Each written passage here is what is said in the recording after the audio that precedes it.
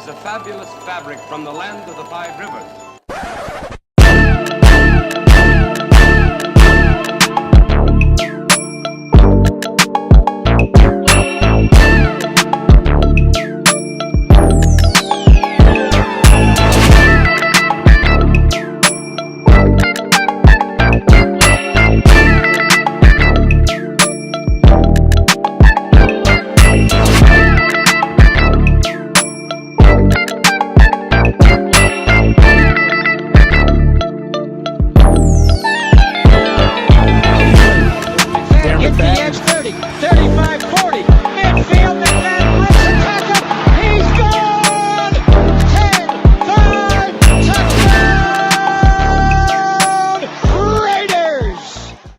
Years ago, when we came to Los Angeles, I really believed that the greatness of the Raiders would be in its future.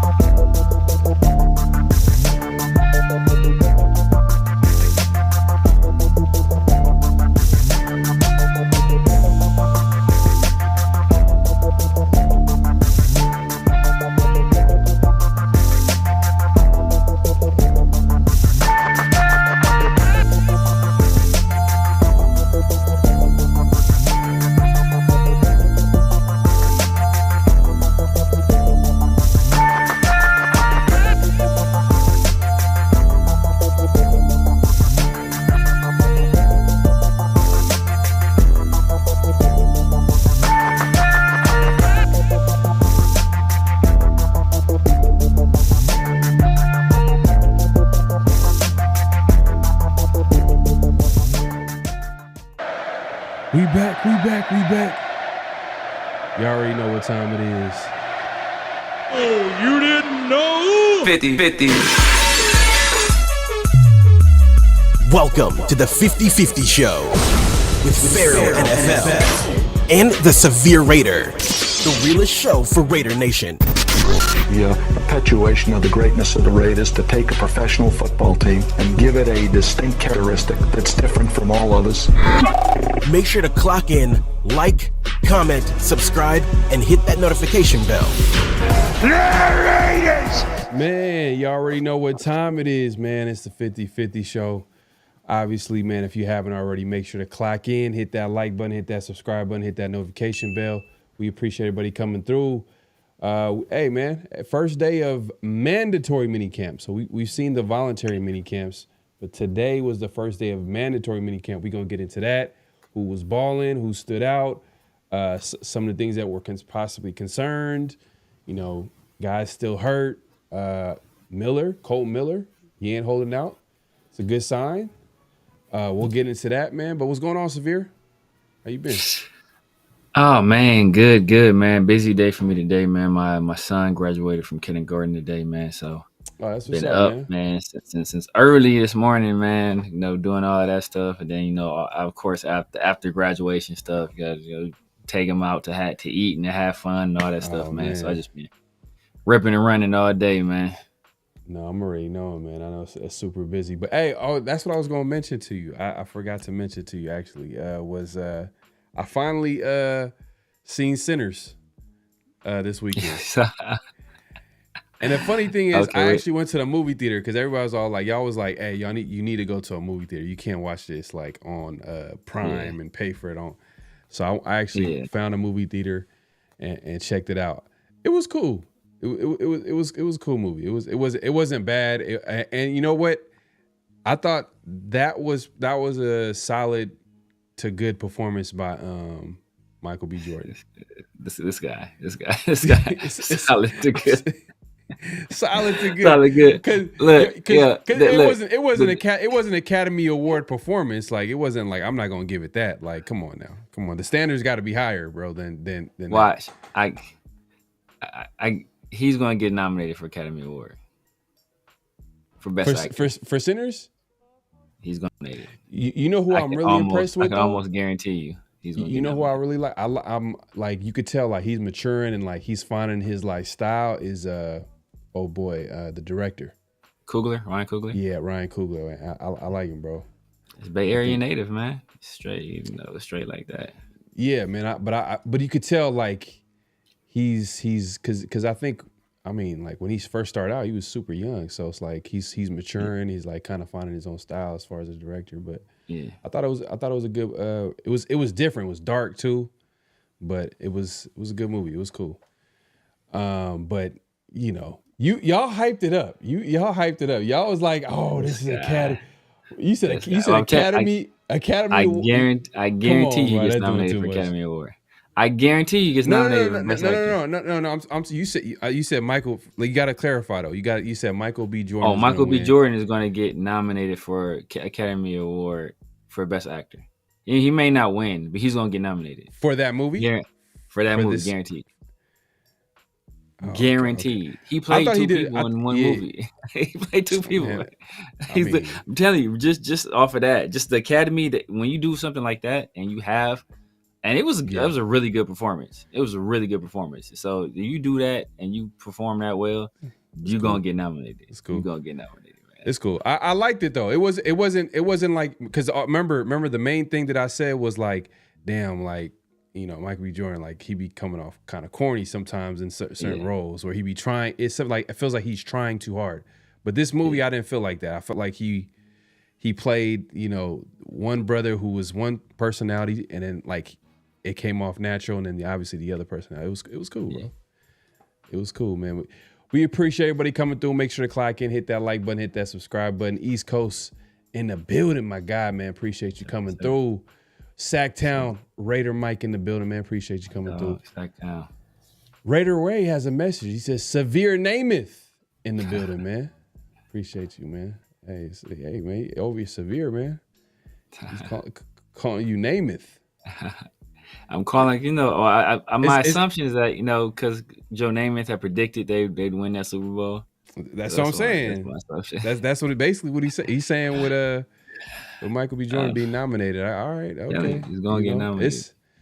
That's a little strong for me, but it is what it is. It can happen. I mean, especially what happens if what movie I want to see though? We're not gonna say too much on this, but is that Spike Lee joint that's about to come out. I ain't even seen nothing about it. With Denzel. It's coming out. It's like probably this summer, I think. I forgot what the name of it is, but it seemed like it might be a cool movie.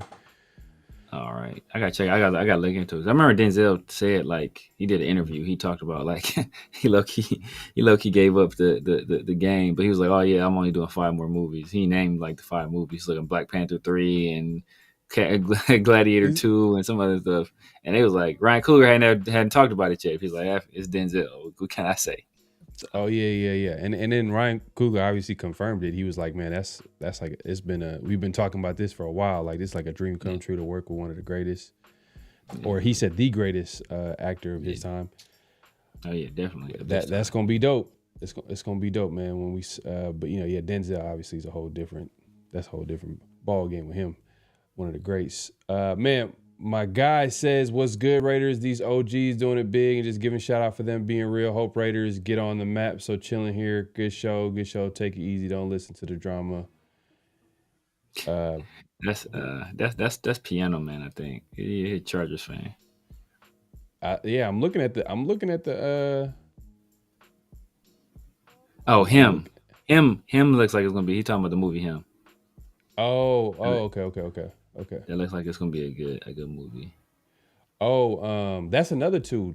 So Ryan Coogler is one of the up and coming guys, or he's arrived. He's been there. He's arrived. But Peele is it Jordan? Is it Jordan Peele? Jordan, yeah. Jordan Peele. I think he's coming out with a movie that's interesting too, because it's like about an athlete who. Yeah. The premise is kind of crazy, and it's like a horror flick. Yeah, that's the movie he's talking about. It's called Him, but I don't think he's directing it. I think he's producing it. So, which is like different. But his name is attached to it. So everybody's like hyping it up, and it looks like it's kind of stylistically kind of huge, similar to like the kind of movies he makes. But if I could be wrong, correct me if I'm wrong in this chat, but I don't think he's directing it. I think he's just producing it. Okay. All right, hey man, this is gonna be it's that time, man. Summer's gonna come out with a lot of movies, or I feel like last year, I don't know. I think due to the writer's strike, it felt like it was a little slow. Yeah, so now I think movies and stuff like that are making a comeback. But that being said, man, it's not wasting any time, man. So Raiders mini camp was underway today. First day of mini camp today. I think there were some good things that we heard. I mean. Let's start with the biggest thing that I heard, that the guy, I think everybody kind of can see it on the title of the show, is Donte Thornton. Yeah. He's out here playing with the first team on the outside. Like he's actually taking a lot of reps on the outside along with Jacoby Myers and Trey Tucker, which is interesting because that's the period. It's like Jack Besh is not a guy that's been on the outside like Donte Thornton and Trey Tucker and Jacoby Myers so far, and he's been balling. I mean, he's been making plays, and I feel like the coaches right now, they're giving him an opportunity to show his ability. Bro, it's early, man. I don't want to get too hype. Yeah, I want to wait till training camp, a little bit of preseason, even like the first game, but like. Is this a sign that he's ahead of the learning curve? Like, do we have a guy that possibly can maybe be an early contributor year one? Possibly. I mean, it's also a fact that like we don't have a whole lot of like talented outside receivers too. That's also, I think that also could play a factor. Like really, it's. On the outside, it's Jacoby, him, and Trey. I said before, I really don't consider Jack Besh. Like when people were speculating he was going to do it, I thought it was a bad idea. But I don't consider Jack Besh an outside receiver. I think he's like a big slot receiver, and I think he can thrive in that role. But on the outside, I think his athletic limitations, I think they may prove too much. Donte Thornton, it's him and Trey Tucker essentially opposite of Jacoby for that Z receiver, and that's the kind of the guy you need to have that kind of speed and athleticism on the outside. So it's going to be one of those two guys most likely. Hey man, hey look, I'm calm, Coach. I'm calm, but at the same time. I am paying attention to this. Not the fact that he's making plays out there, but the fact that they're giving him an opportunity to play with the first team this early. Because early on, when the Raiders drafted in the 4th round, I'm like, you know what? I think he needs some time to develop. And, I think Jack Besh and other guys on the offense, they're going to have more of an opportunity. He might come in spurts, which very well might be the case, but I think right now he's getting a lot of looks on the outside, and he's competing with the guys like Trey Tucker and Jacoby. So that's a good sign for him. But we'll see, man. When the pads go on in training camp, obviously, it's still, they're still, they're still in mini camp. It's just mini camp right now. So we'll see what happens in training camp, preseason when he's out there, and then obviously when the season rolls around, we'll see what it looks like. But Man, I don't want to get too hyped because automatically when I think of Donte Thornton, I'm like, man, 6'5", 4.3 speed, and you have that on the outside, like that right there complements everything that we have on the team, talent wise. Like if you think about like what he could be or at least contribute to the team as of right now, like man, a deep threat along with Brock Bowers, like the number one option on our offense, and then you got Jacoby, a great number two, a good number two. Yeah. A big. If Donte could be a big play guy, I'm cool with that.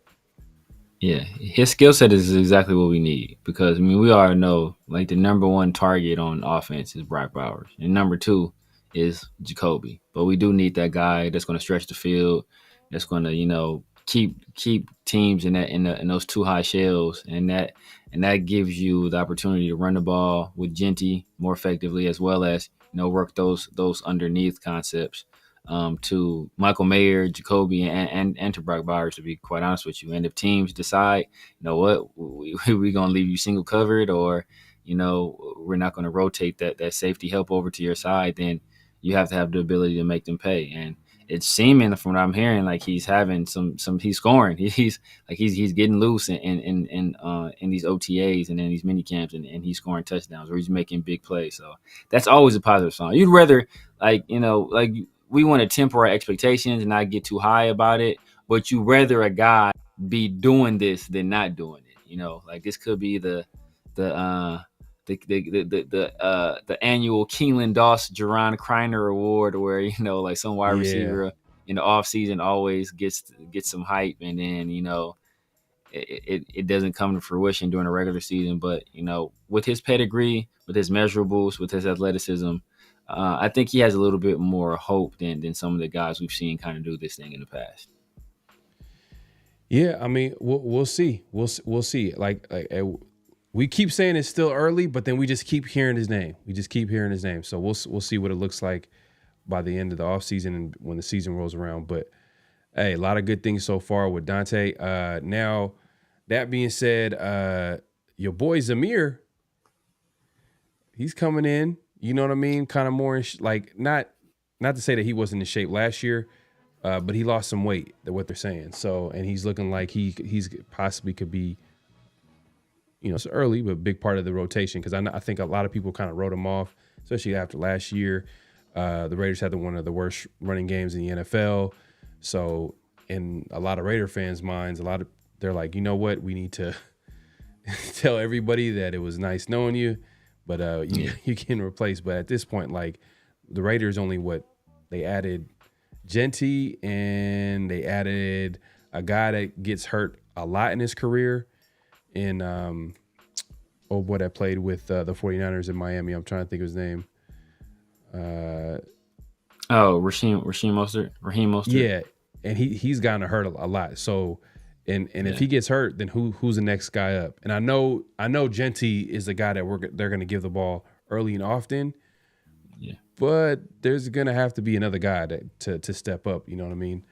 To in relief of Genty. Who's that guy going to be? Is it it looks like it might be Mostert, the veteran presence, but like I said, he gets hurt. Injury history. So does Zamir come, does he come in and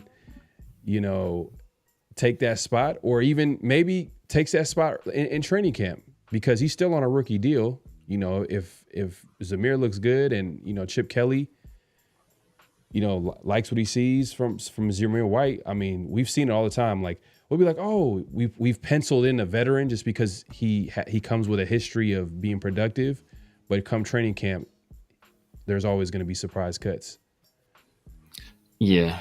I mean, ideally, he's the guy. You already have him under contract. The organization kind of knows him. This is a new offensive system, so that doesn't offer him any advantage than previously. But the fact that he's come slimmed down, I think he's, trying to be a little bit quicker out there. Not because I think last year part of the reason that he bulked up so much was he was expecting to be the bell cow back and, expecting to take a lot of punishment throughout the season. And he needed that extra weight to kind of hold up over a 17-game season. But I think losing that, I think that's only going to benefit him. He's going to be faster, and hopefully that allows him to be a little bit more effective. Because if you look at the stable of backs like behind Mostert and Genty, it doesn't look great, right? It's Zamir White, it's Sincere McCormick, it's Dylan Labe, it's I think Isaiah Collier, I think he's still here. So it's not the most impressive group there. In terms of pedigree, Zamir White has the better pedigree. Obviously he's national champion with the Georgia Bulldogs. He was high round pick. I think it was his third round pick, correct? If I recall correctly, a third round pick. So obviously the previous regime saw something in him. And even when looking at like the running back rankings the year he came out, I think he was generally ranked like the second or third back in that class. So the pedigree is there. Just he hasn't shown it consistently in the NFL. So we'll see if his new scheme, new offensive coaches is able to draw something out of him. Yeah. Like, and it's going to be interesting because a lot of guys that people are writing off, it's possible they can have a really good offseason. Even we even talked about like a Trey Tucker is a guy a lot of people are writing off. Zamir White is, and the thing is, maybe we might not like him as a starter, but as a rotational player, that can come in spurts, that can be a good thing. I think they can contribute in some way. So I think Zamir can do that. Dylan Lobby, my guy Raider Ray said Dylan Lobby, man. I don't know what to think about Dylan Lobby because every time I seen him come into the game, it was like he was fumbling and making mistakes here and there. But that's going to happen with a young player. But it's just they never gave him a shot. I guess they never trusted him to give him a shot. Yeah, I mean, his first two touches were fumbles. I think he got a touch in the preseason, fumble. Then he got a touch in the regular season, fumbles. Like Chip Kelly's not going to. So that and as evidence, Chip Kelly's not going to tolerate fumbles. I think they asked him. We're talking about Ashton Genty. I think like the day beforehand, they called. He was talking about his draft process. And I think they said the Raiders called him. Maybe his running backs coach called him. Was like, yeah, man, what's going on with these fumbles? I think he had like 11 or 12 fumbles while he was at Boise. So they like, man, like, is this something that can be corrected? Like, there's something that's going to kind of follow you throughout your career. And he said it's something that can be corrected. So I think that kind of make them comfortable taking him. But Chip Kelly does not tolerate people who don't have good ball security. Like, he does not at all. Rock says all pieces are there to score points. Geno better stop car type shit in a hurry. And he said earlier, my issue with Geno's interception. I think last year, a lot of people point to Geno, and I definitely, I remember listening to a Seattle Seahawk insider, and he was able to talk about Geno's year and what he was able to do, and he felt like Geno really was a really good quarterback, and the problem with Geno was that he was doing too much because a lot of things were going like. From a protection standpoint, he was getting a lot of time.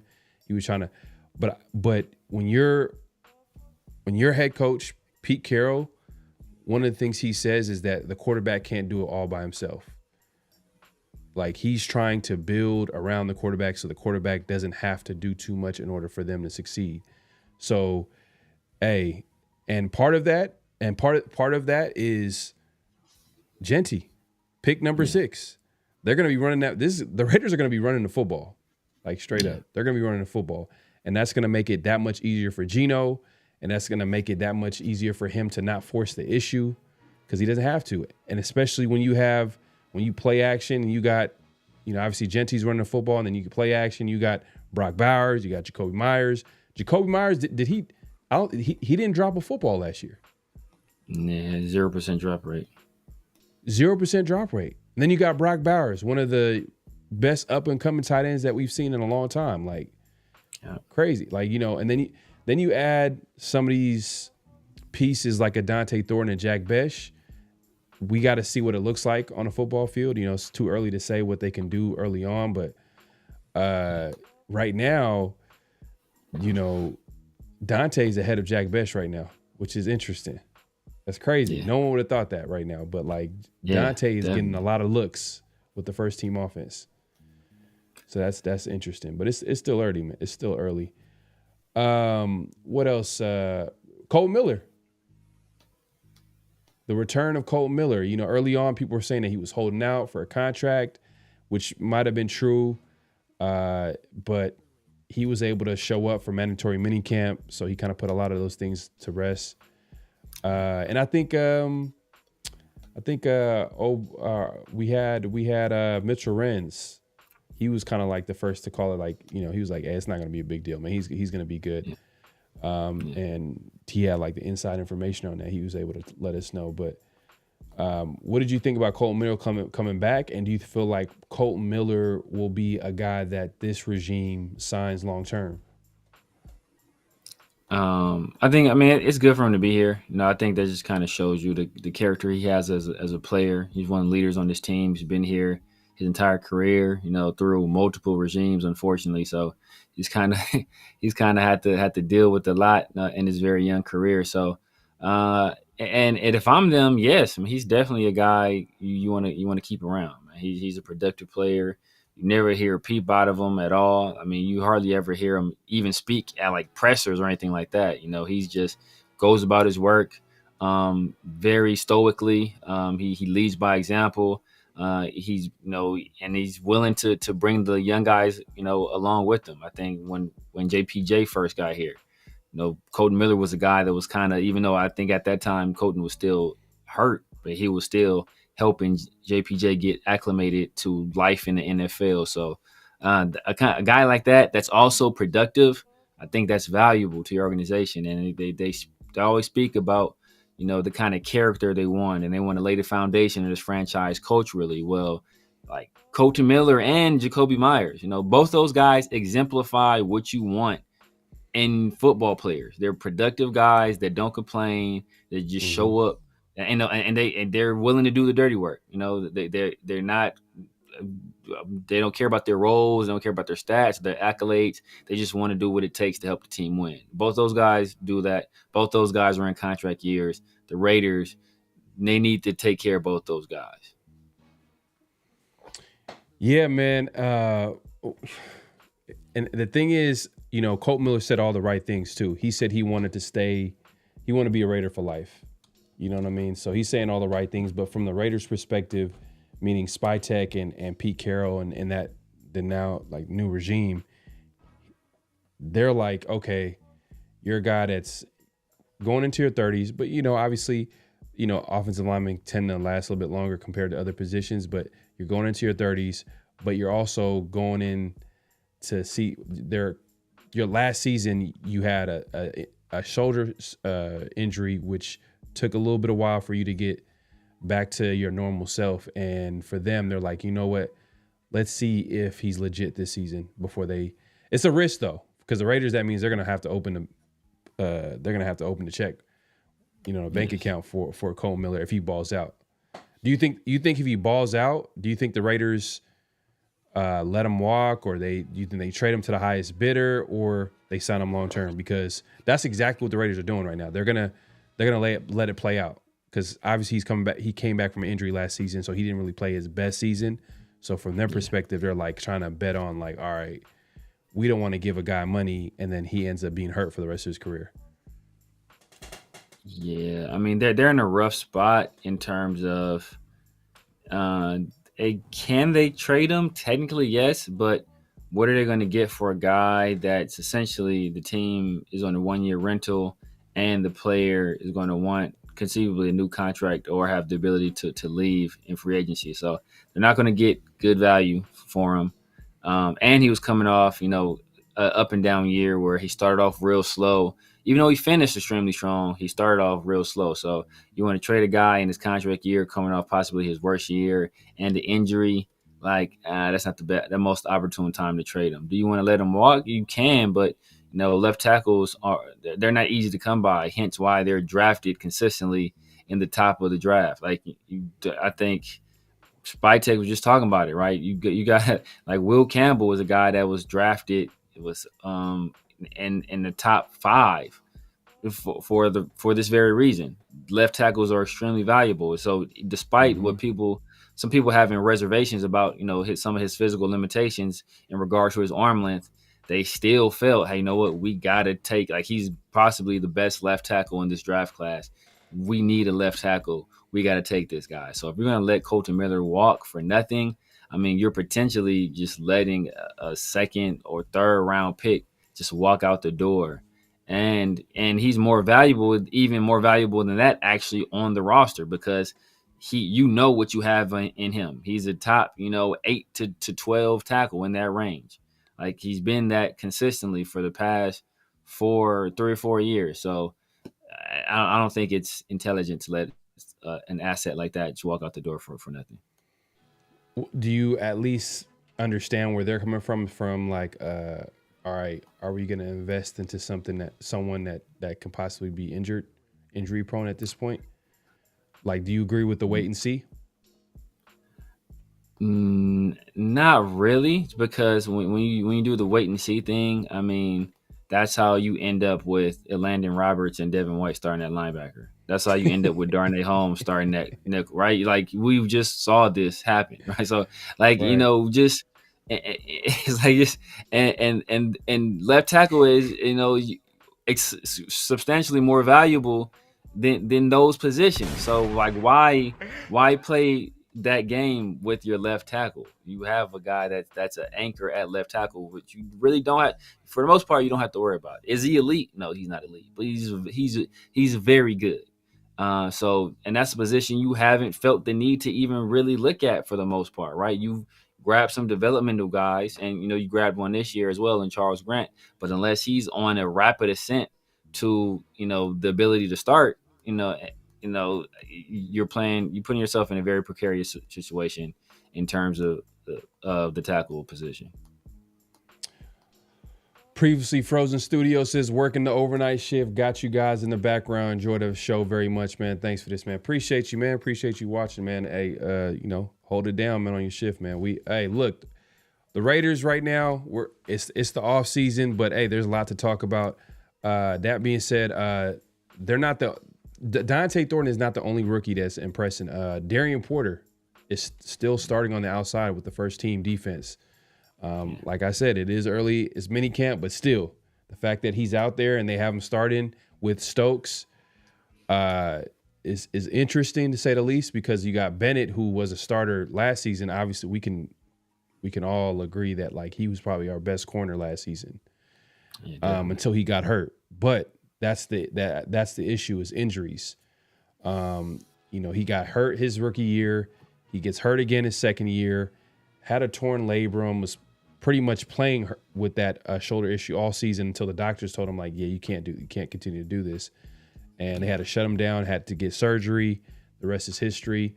Looks like he's trying to get back to the swing of things. But right now it seems like Bennett is, and we talked about this last week, but he once again was with the second team defense. He wasn't out there with the first team. So any thoughts on that and what that can possibly mean for Bennett long term? Yeah, man, I think Bennett is in a tough spot, because sometimes the ground just shifts under you.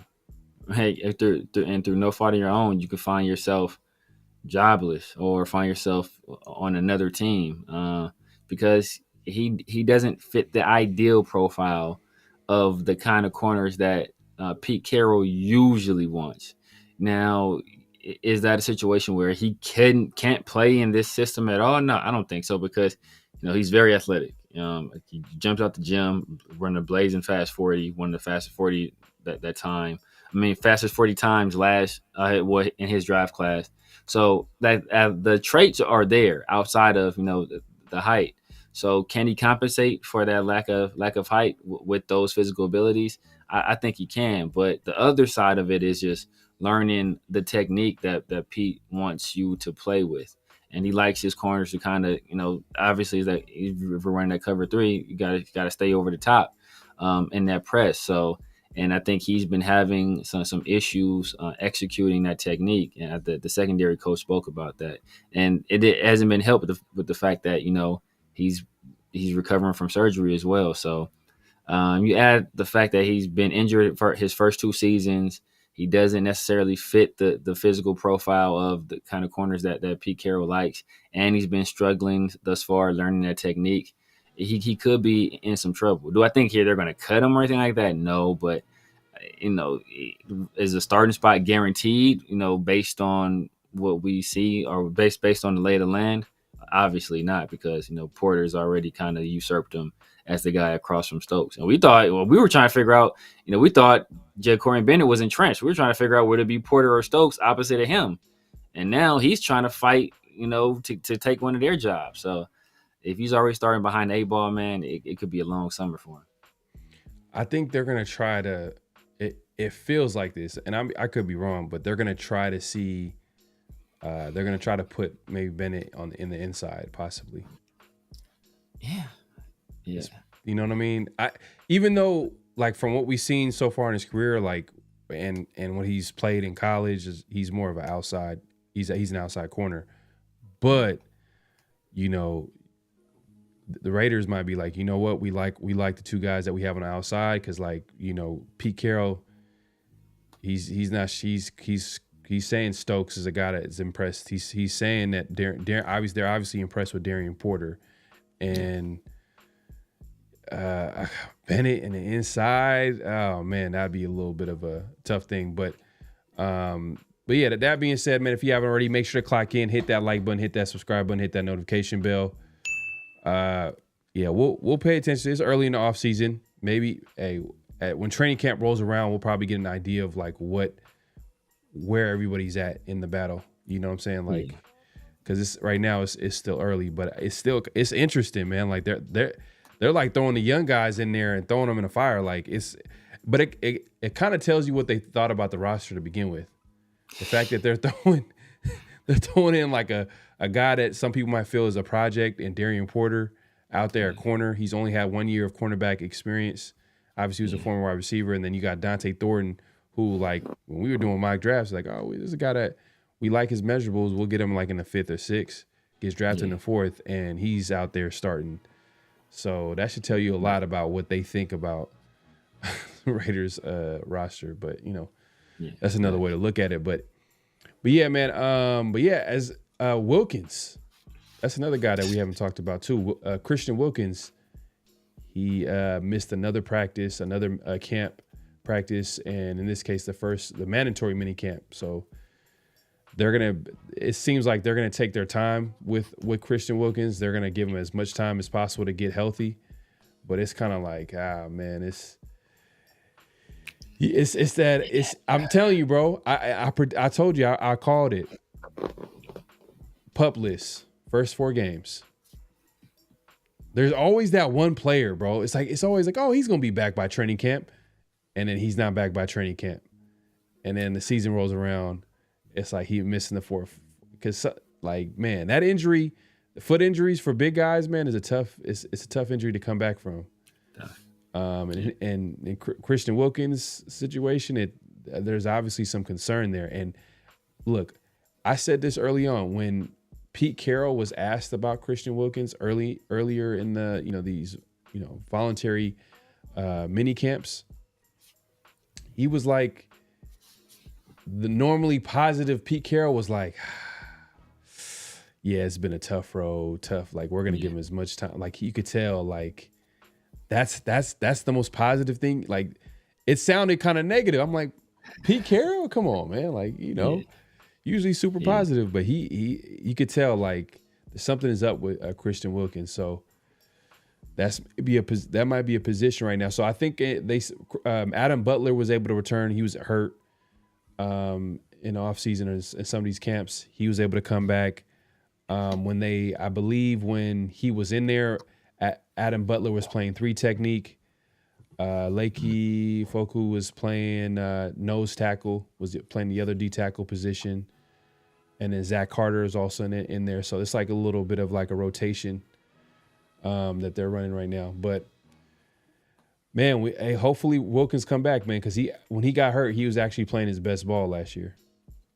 It's crazy how that works. But yeah, he's still hurt. So hopefully by the time training camp rolls around, he'll be healthy. But I don't know, man. I just have a bad feeling about it for some reason. Yeah, I'm personally not gonna start worrying until he actually start missing training camp.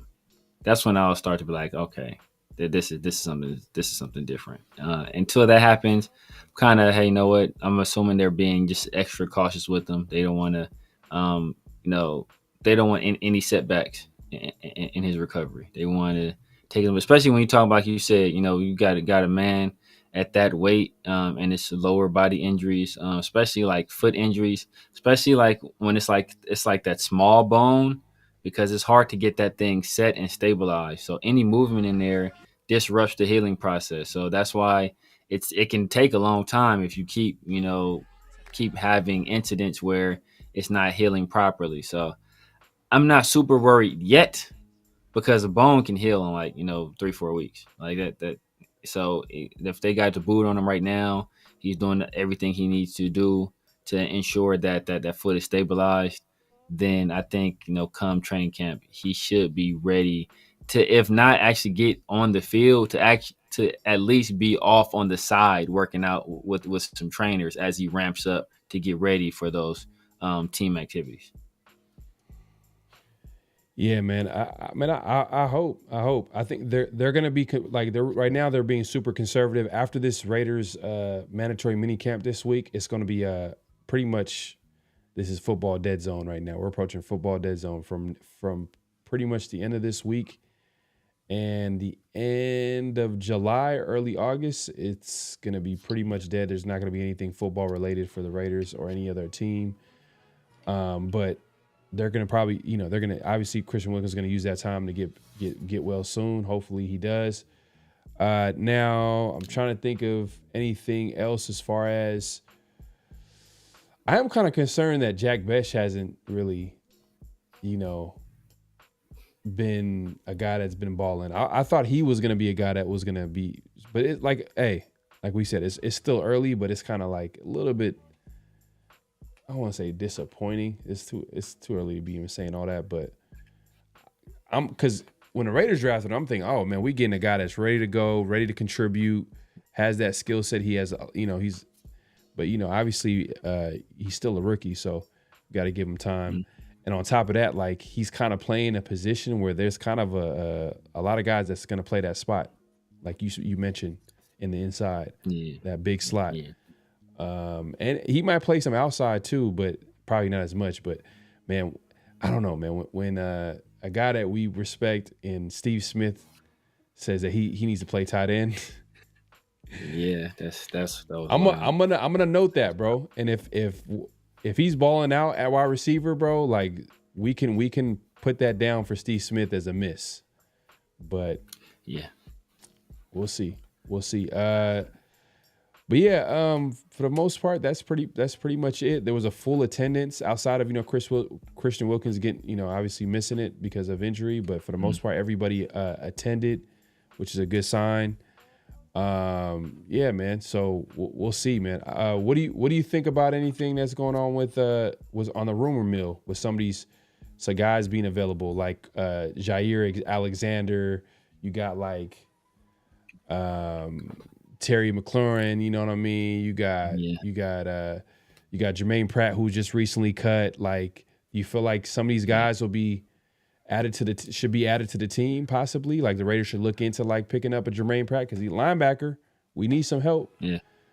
Throw as much throw as much talent as you can at that room, because right now it's like we're trying to throw something at the wall and seeing what sticks at this point. Yeah, I mean, I doubt they do anything with Terry. That's going to be draft compensation, and he wants a new contract, and we just saw the kind of money that Higgins and Chase went for. He's going to want something in that neighborhood, so I doubt if we touch that. Jair Alexander, he's interesting, but he falls into that same category as kind of a Jacorian Bennett, where he's a shorter guy. Uber athletic, and obviously he's a much better player than Jacorian. So I don't want to make no mistake about that. But but he's on the shorter side, and he's off injured. So Like, do they? And he's going to, be more expensive than what a guy like Jacorian is going to be. So I don't know if they necessarily go that direction. And then the cultural fit, he's been known to kind of be kind of a hothead and get into some trouble. I know they were able to get away with that a little bit in Tampa because they had such a strong leader, within the organization and throughout the organization. Like Jason Light had been there for a while. Obviously, the head coach had been around, whether before he was head coaching, he was there under Bruce Arians, so they kind of knew the lay of the land. I don't think the Raiders have the infrastructure right now to support a guy like that, and I don't think we're in the position to win now to be taking swings for these guys. So one guy I would look at Jermaine Pratt. We just did a film study on him over in the war room, and I missed most of it because I was with my son, but.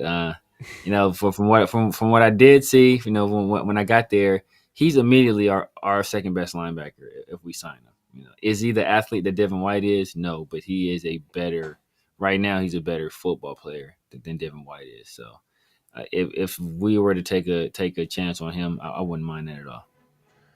I will say this though, like the Raiders, it's going to say a lot, and I think this is what the Raiders are going to do. They're going to figure out what position they feel like they need help with after these mini camps. So if they feel pretty comfortable with corner and the competition that's already in the room, then most likely a Jair Alexander might not be a guy that they add because it might not be a great fit because they got some young guys in there. They might want to give them an opportunity to develop.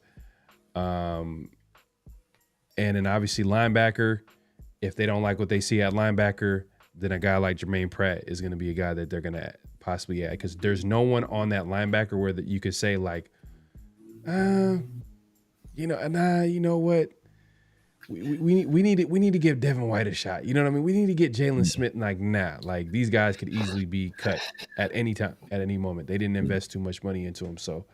Yeah. So I think a lot of these moves they're gonna happen between now and training camp. So a Jair Alexander is on the table, I think. Terry McLaurin,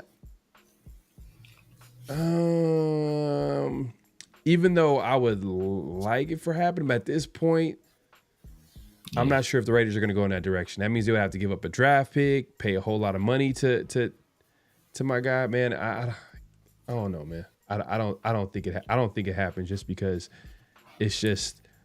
Just reading between the leaves with Spytek, he's not a guy that wants to make a move like that if he doesn't have to do it. So exactly. And yes, I'm not sure if he's going to want to do that, but especially especially the Raiders too. They did that a few years ago.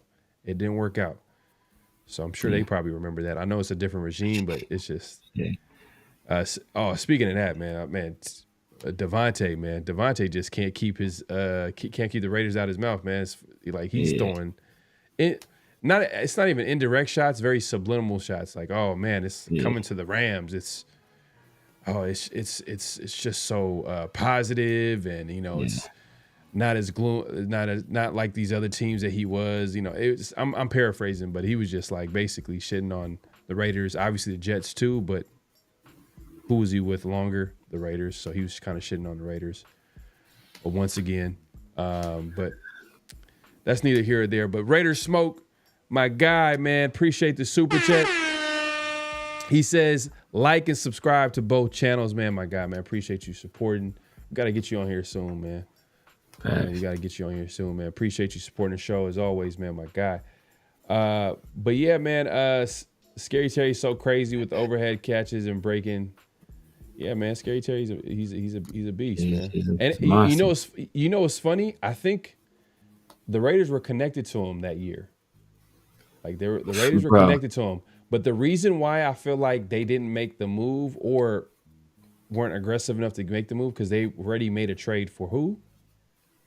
Your boy, Antonio Brown. Yep. Yeah, Antonio Brown. I was telling everybody that year he was coming out of Ohio State. I was telling everybody, man, I'll tell everybody he was gonna be a dog, bro. Because he went to the Senior Bowl and he was just destroying everybody they put on him, bro. Cooking making them look like mixtape level, like crossover, like making everybody, bro. And he ran like he was already fast. Come from the Ohio State program where they're just churning out good receivers. So I just like, man, we got to get this dude. Like he's a monster, and we end up not getting him. So that's a story for another day. But yeah, man, that's not on the agenda for right now because we're just not close enough to win it. And I ironically brought up Devontae. Wasn't there like the rumor that Devontae might go to? I think we talked about it. He might go to the Commanders. He was like, oh, you know what? Like I don't know, 17. You're going like, come on, bro. Devontae, bro. Like, look, I don't even want to go and get into that. I don't even get into that, man. But that's just wild stuff. It's wild. Yeah. But I do think Devontae did go to a good situation, though. I mean, I think it's a win-win when you go to one of the best offensive minds of football. So I think it was a smart move on his part. And then I think, if he can stay healthy, I think what's his name is one of the better QBs. Matt Schaub. Matt Stafford. Matt Stafford is one of the better QBs in the NFL. So when he's healthy, but and then you got the head coach, bro. At the end of the day, like it's that having a play caller. Hey man, I think that's huge. So right now that's why Devontae's feeling confident and talking all this mess because he feels good about the situation with the Rams. But we'll see, man. We'll see. It's gonna be funny though. Yeah. It's gonna be funny if I don't want to wish any injury on anybody, but if Stafford gets hurt, guess who the backup QB is? Yeah, Jimmy Garoppolo. Oh, that's gonna be Jimmy Garoppolo, man. That's gonna be hilarious, man. That dude. Whew, hey, that's how you know the NFL is about relationships, bro. It's about relationships. Yeah. It's about relationships because I did not see it in Jimmy G. I don't know. Outside of like, man, what is he like? I guess he's been in the playoffs. I guess he got a lot of experience, so he's like maybe another coach out there for them. Yeah, just that experience or whatever. But I don't know. When I see what I seen, I just don't see how he. I thought his career was over. I don't think he was gonna get. I don't think anybody was gonna pick him up. To be honest with you, but it is what it is. Yeah. But yeah, man, hey, we appreciate everybody coming through. Make sure to clock in, hit that like button, hit that subscribe button, hit that notification bell. But yeah, those are like the latest, guys that are connected to the Raiders. I don't think Scary Terry is, but I know that like the Jair Alexander, people are kind of connecting the dots with the Raiders, obviously. And then you got you got obviously the other cornerback. Or not the cornerback, the linebacker, Jermaine Pratt. So I think that one is the most believable one, Jermaine Pratt. Yeah. That's the one where I'm like, yeah, that makes sense. That'd make a whole lot of sense. But we'll see. Raiders Smoke says caught some of the Raiders media today, and damn it, they got me hyped once again. Max said himself, this offseason has been different, competition at all levels.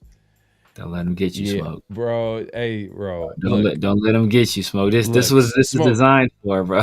Smoke. I'm telling you, bro. This is gonna work for you. This is for any Raider fan who's been through a lot of, traumatic, just disappointing, season. Cautiously optimistic. I'm telling you, just try it out, bro. Cautiously optimistic. Yes. It's cool. It's cool to be optimistic, but be very cautious though. You're like, okay, wait and see. Just wait and see. Because if you get hyped up, you're going to be calling in. You're going to have one of them crazy rants. Man, it's going to be tough, man, if you don't want to let yourself down like that, because we'll see though, man. I hope the Raiders ball out next season, but I just 2026 is what I'm thinking.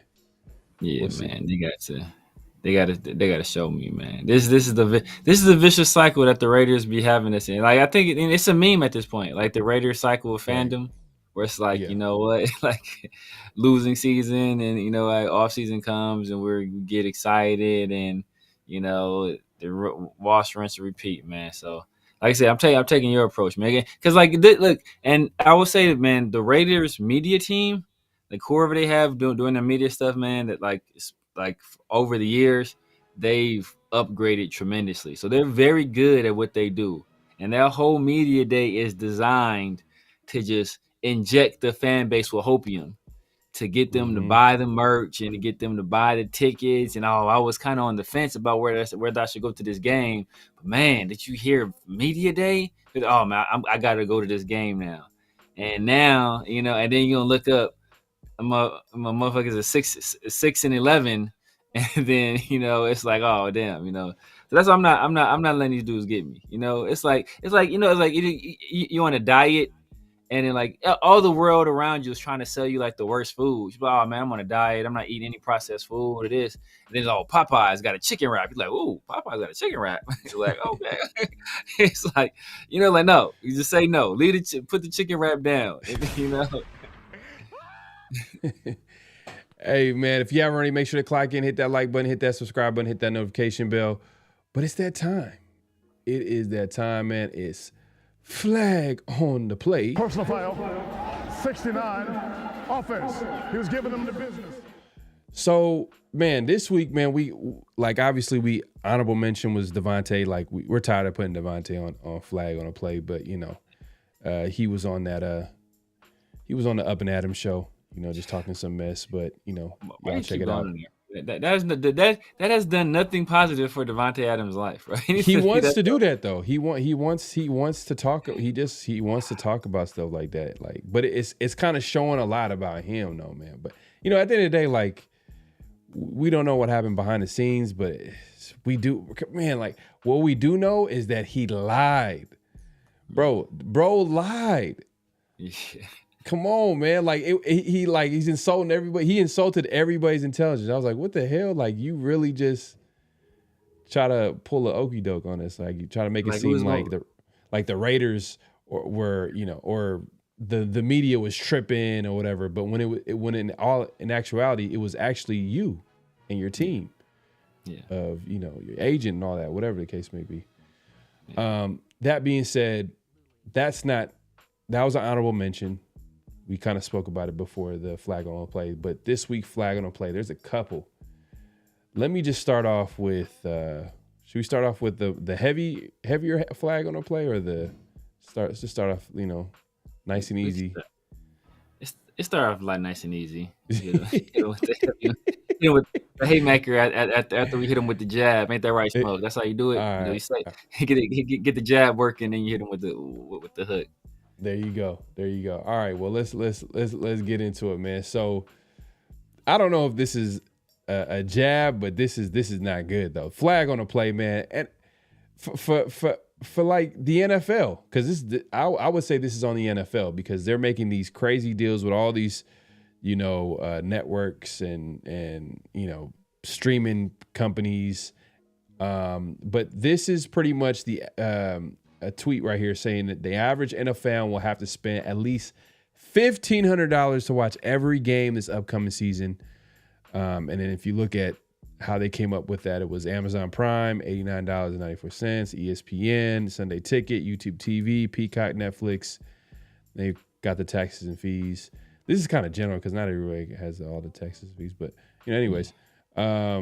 But either way, you're still paying a lot of money, man. So it's crazy, man. We got to give the NFL flag on a play, man, right here, because it's especially as a Raider fan too. It's like the tickets to the games be expensive as hell just to go to a Raider game. Just now to watch NFL games, like come on, bro. Like what are they doing, man? What are they doing? And the NFL is not going to fix this. This is exactly what they want. Whoever wrote the tweet, I think he has Dove Kleiman or whatever. I'm sorry, man. They're not going to do this. It's just going to get worse, to be honest with you. Yeah. It's going to get worse, man. What are your thoughts, man, on how expensive watching NFL games is going to be? It's ridiculous, man. Like the YouTube TV and Sunday Ticket, bro, that's out of this world, man. That's the bulk of the cost. That's the more than 2/3 of the cost right there, just on those two items alone, man. So that's crazy. But I will say this: like the NFL right now, the NFL is king. So like people are they're going to pay the piper because they want to see the games.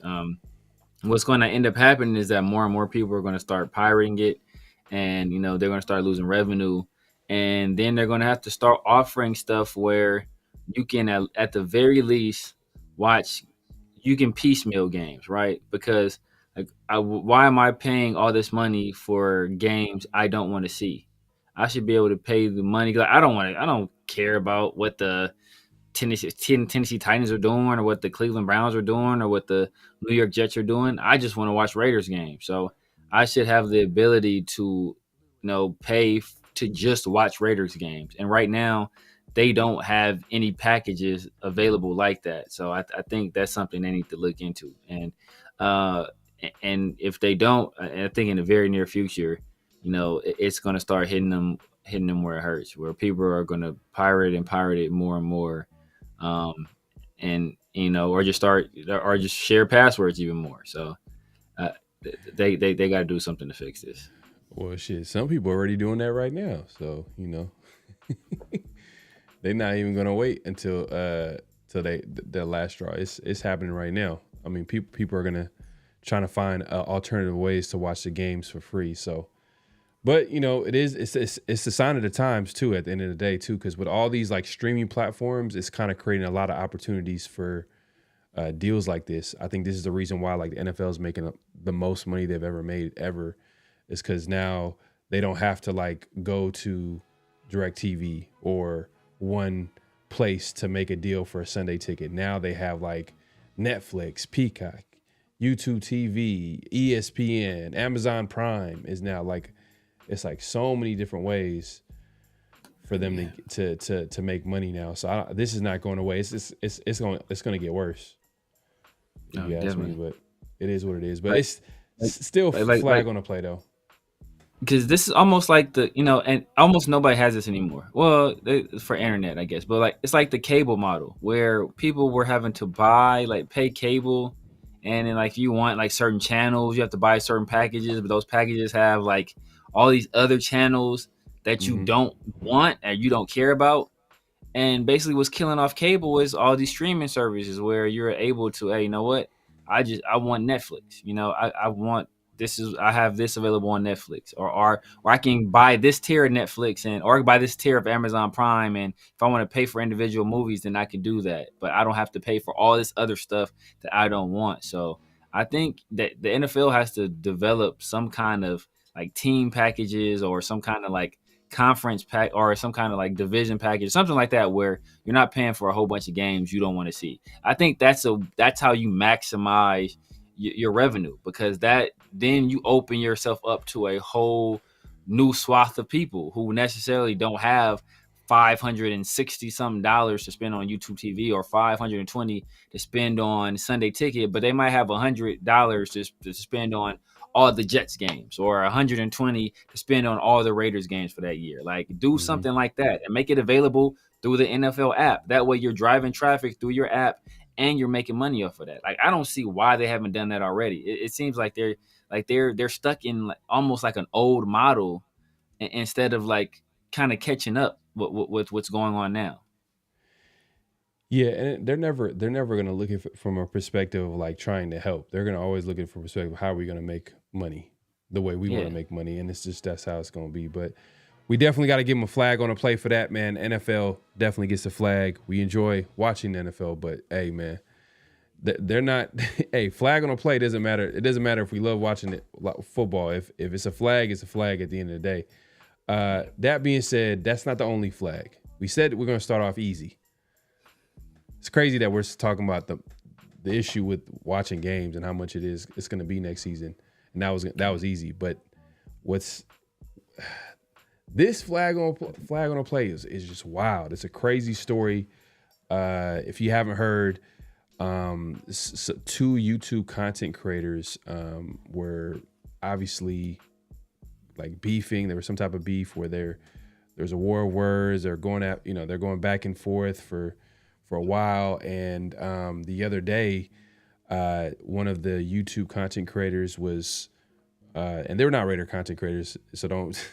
If you've been living on a rock, I think this went viral. I think everybody's talking about it, but one of them was on the Las Vegas Strip, streaming live with his wife, and the guy that he was arguing with, when he found him on the Strip, he actually shot and killed his wife, including the other YouTube content creator, which is crazy. Flag on the play. It's definitely flag on the play. This is a wild story, senseless crime, and it makes you think, like, what are you thinking? Like, just YouTube, just social media beef. Like, I just don't understand. Like what it's just a random situation. But let me actually pull up the names here. But Severe, if you want to chime in real quick. Yeah. I know. I think one dude was like Sin City Manny. I forgot the other guy. Sin City Manny was the guy that went ahead and shot and killed. Yeah. Yep. Yeah. Mm-hmm. And Finney, the legend, is the one that was the victim in this situation. Yeah. Crazy story, man. It's wild. Story, it's on. You could actually see, the moments that right before the whole situation happened. Like, you can see, like, it was on camera. Like, you could see them going live, him and his wife, and then all of a sudden you could hear you see gunshots, and the rest is history, man. It's wild, man. Yeah, I know we're talking before the show, and I know Finney the Legend, his channel. I was able to find his channel. I think he has like 5,000 subscribers, and I think you told me that the other guy had like 15,000, something like that. So this argue over like it's a couple $100. It's like, it's not like no crazy like YouTube fortune. This stuff is happening over. This is like, it's just senseless stuff, man. To be honest with you, man. And I don't know if Finney the Legend and his wife, if they had kids. I don't know if they had young kids, but that's like at least 2 families destroyed. Well, 3 families destroyed, really, because Finney the Legend's family and everybody that was close to him, his wife, family, everybody that was close to her, plus Sin City Manny's, his family, like they're going to be devastated because they're losing somebody as well to life in prison over like copyright strikes, like stupid petty YouTube beef, man. And I think that people, like the internet, it's they just say things like something could be a great tool, but it can also be like a great evil, and it can cause some serious damage, right? A hammer, you can build an entire house, but you can also physically assault somebody with it. Like, and that's kind of what this YouTube stuff, and it's like the access that people have to you, and like that interaction, and the constantly being online and constantly showing your life, like all this stuff, it can be great. It can do great good. It can change people's lives, and give you a career when you didn't have one, and it can be educational and informative and entertaining. But at times you have stuff like this that happens, and when you put a tool like this in the hands of the wrong people, it can be a very dangerous thing, and as we see evidenced by this happening. And it's not the first time something like this has happened. There's been times in the past where other content creators have gotten into stuff and people have ended up unalived. So it's just a sad situation, man. It's a sad situation. Daniel Kim says too emotional, man. Yeah, 100%. It has to be, because now he's somewhere in a jail cell, and he's gonna be thinking about this the rest of his life, like, just because of some type of YouTube beef or whatever, social media beef. Just because we're arguing, and there's not a lot of specifics. They just, we don't know what started it, but obviously they were going back and forth on social media, including YouTube, and then they also mentioned that they were trying to demonetize each other's channel, and they were going back and forth when it came to that. It was just wild, man. I don't know. It's wild. Yeah, man, I agree. Smoke, he says, sad for both families, 100%.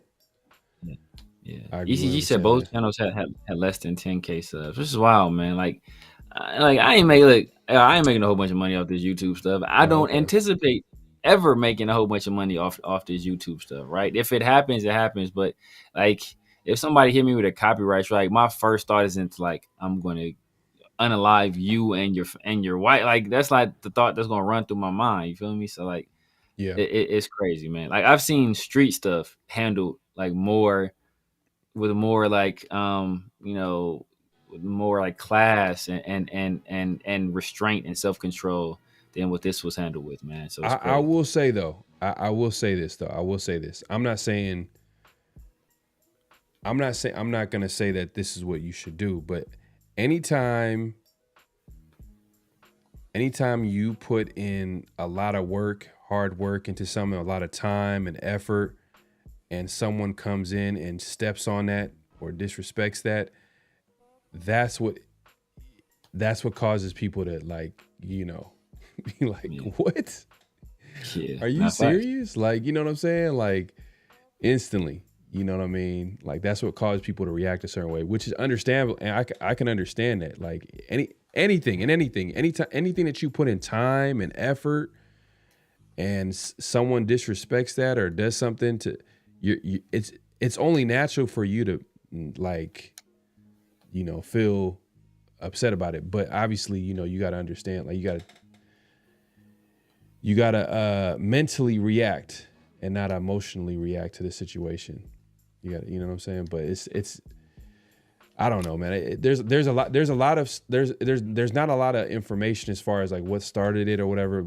All we know is that it's a YouTube beef and they've been going back and forth and things like that. But yeah, that being said, flag on the play. It's a crazy, sad situation, unfortunate situation. But we had to talk about it. Let's see, man. People literally rode around. Yeah. Man. Yeah, that's the crazy part. That's like, the crazy part. Is that like there's a video for everything. There's so many different angles. You can see obviously from the angle when they're going live, then there's other cameras showing views of you could see him like shooting the gun, and then you could also see him a day before he's driving around Vegas. I think I might have sent that to you. He's driving around Vegas looking for him. Like, I mean, if you're gonna do like, first of all, like, rule number one, like, if you anybody, and that's what you could tell, man. Like, you tell people who are from it and people who aren't, and people who are from it, they're gonna know exactly what I mean by that. Like, rule number one, you don't self-incriminate. Like, there's rule number one, you do not self-incriminate, and have a plan.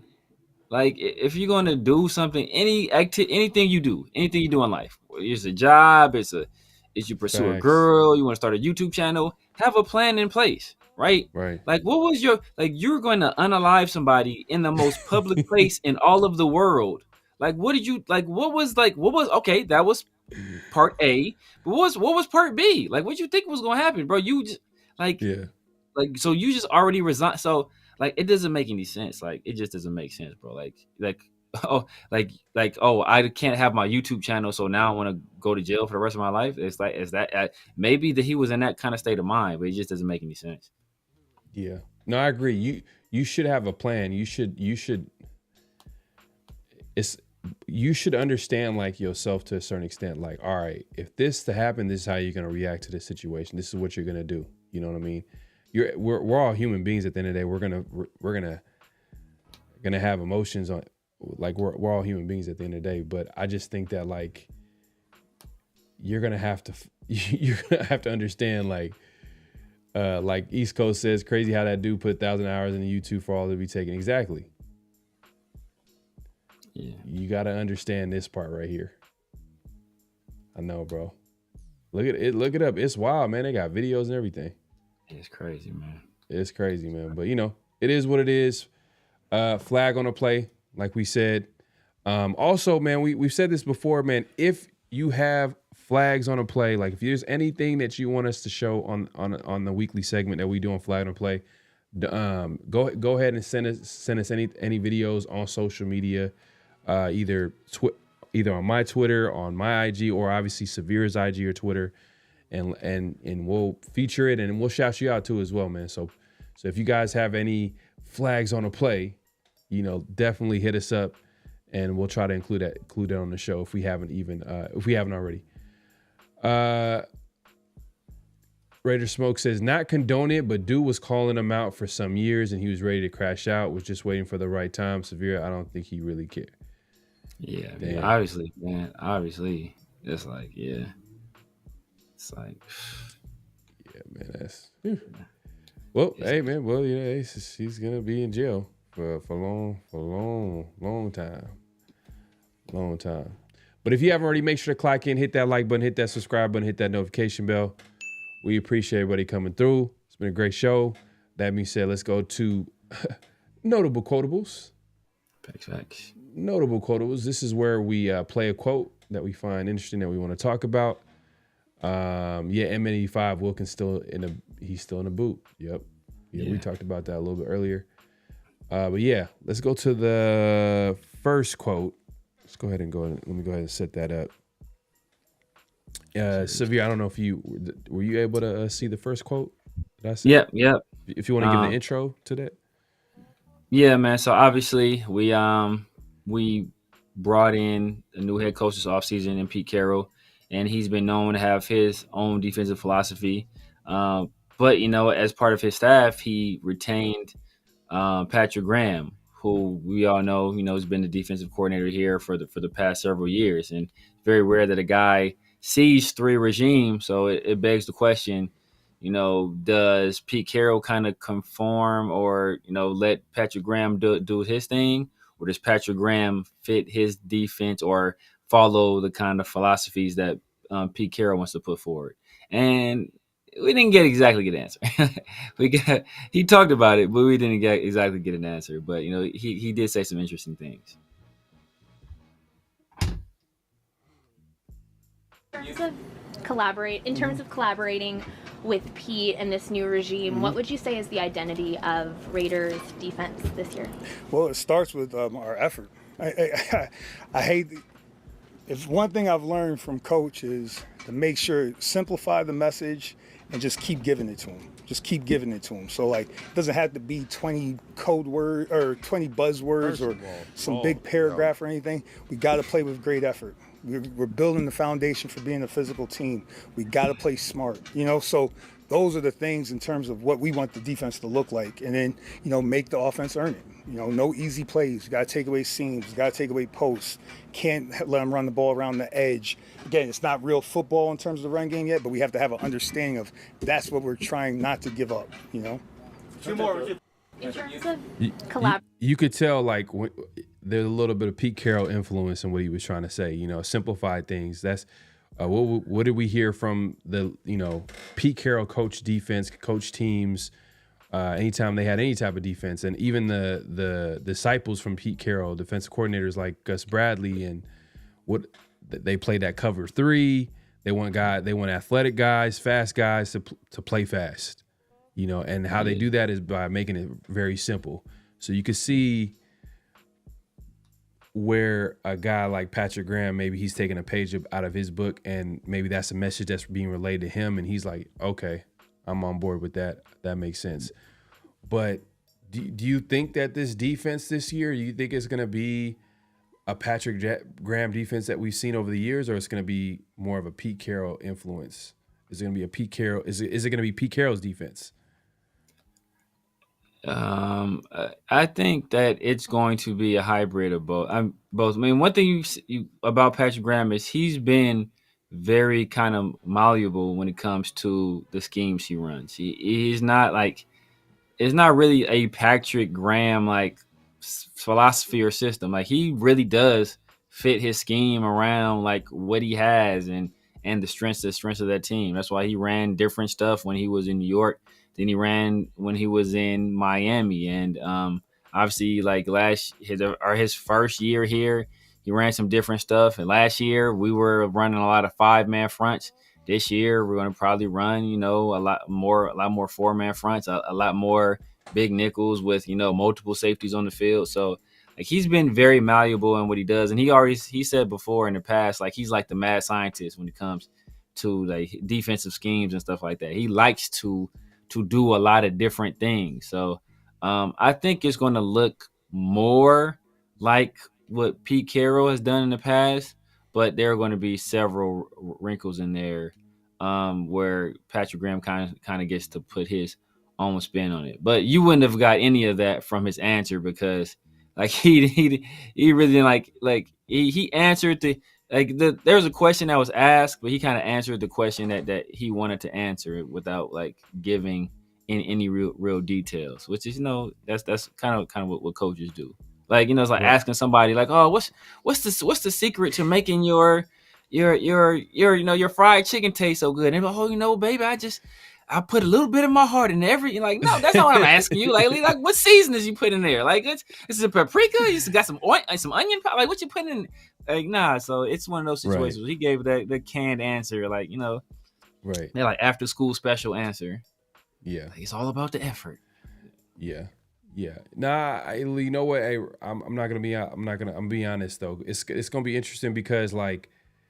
I know that like Patrick Graham's been he's been coaching the defense for 3 years, but he did lose a lot of starters. He lost a starting safety, he lost a starting linebacker, a couple of starting linebackers, and he lost a starting corner. Now, like if Eric Stokes and Darian Porter end up being the starter, that's 2 new starters on the outside. You got another new starter who. Technically, he was here last year, so I guess you can say like he's familiar with the scheme. Currently, the nickel corner right now, but Darnell Holmes, and I'm trying to think of the linebacking core. If you think about it, like it's pretty much revamped, like all new. Yeah, so, outside of Tommy and Amari. Do you think that kind of, and then you got Pete Carroll coming in. So is it kind of, do you think that kind of nullifies like, oh, Patrick Graham's been here for 3 years, so he has a system in place? You think that kind of like cancels itself out because we lost a lot of starters and there's a lot of new guys outside of like maybe Max Crosby and some of the D linemen or whatever? Yeah, it does. Polamalu, okay, he was there. Yeah. He was there. Yeah, Polamalu was there. Polamalu was there. It does, but at the same time, we always hear all the time, all these NFL teams are essentially running the same thing. Only thing that really changes is the terminology for the most part. Maybe a few wrinkles here and there where they do something different, or like just the assignments may be different in something, or the disguises may be different.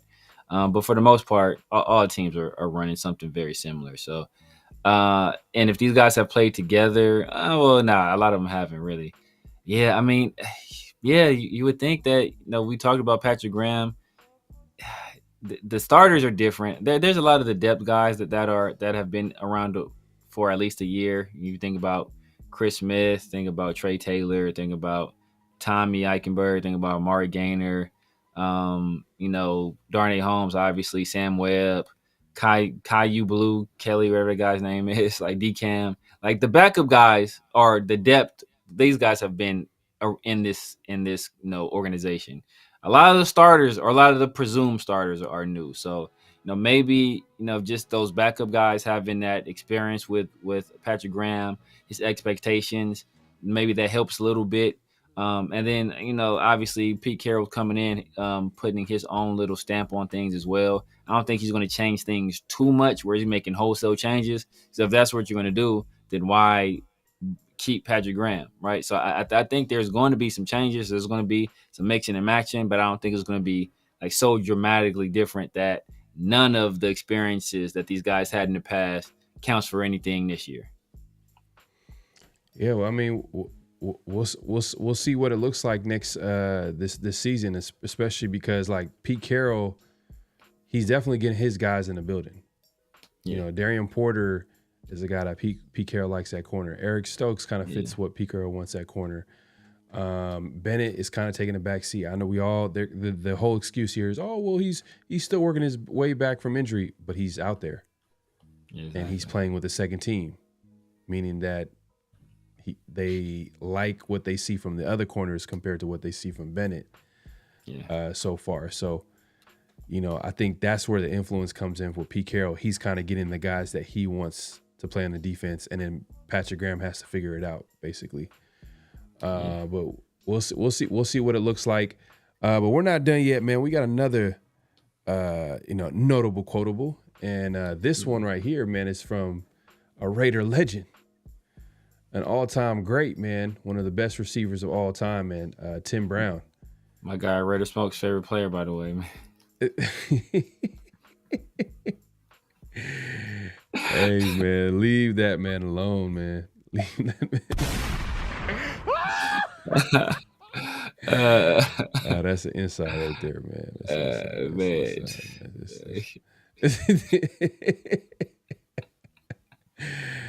Man, you funny, bro.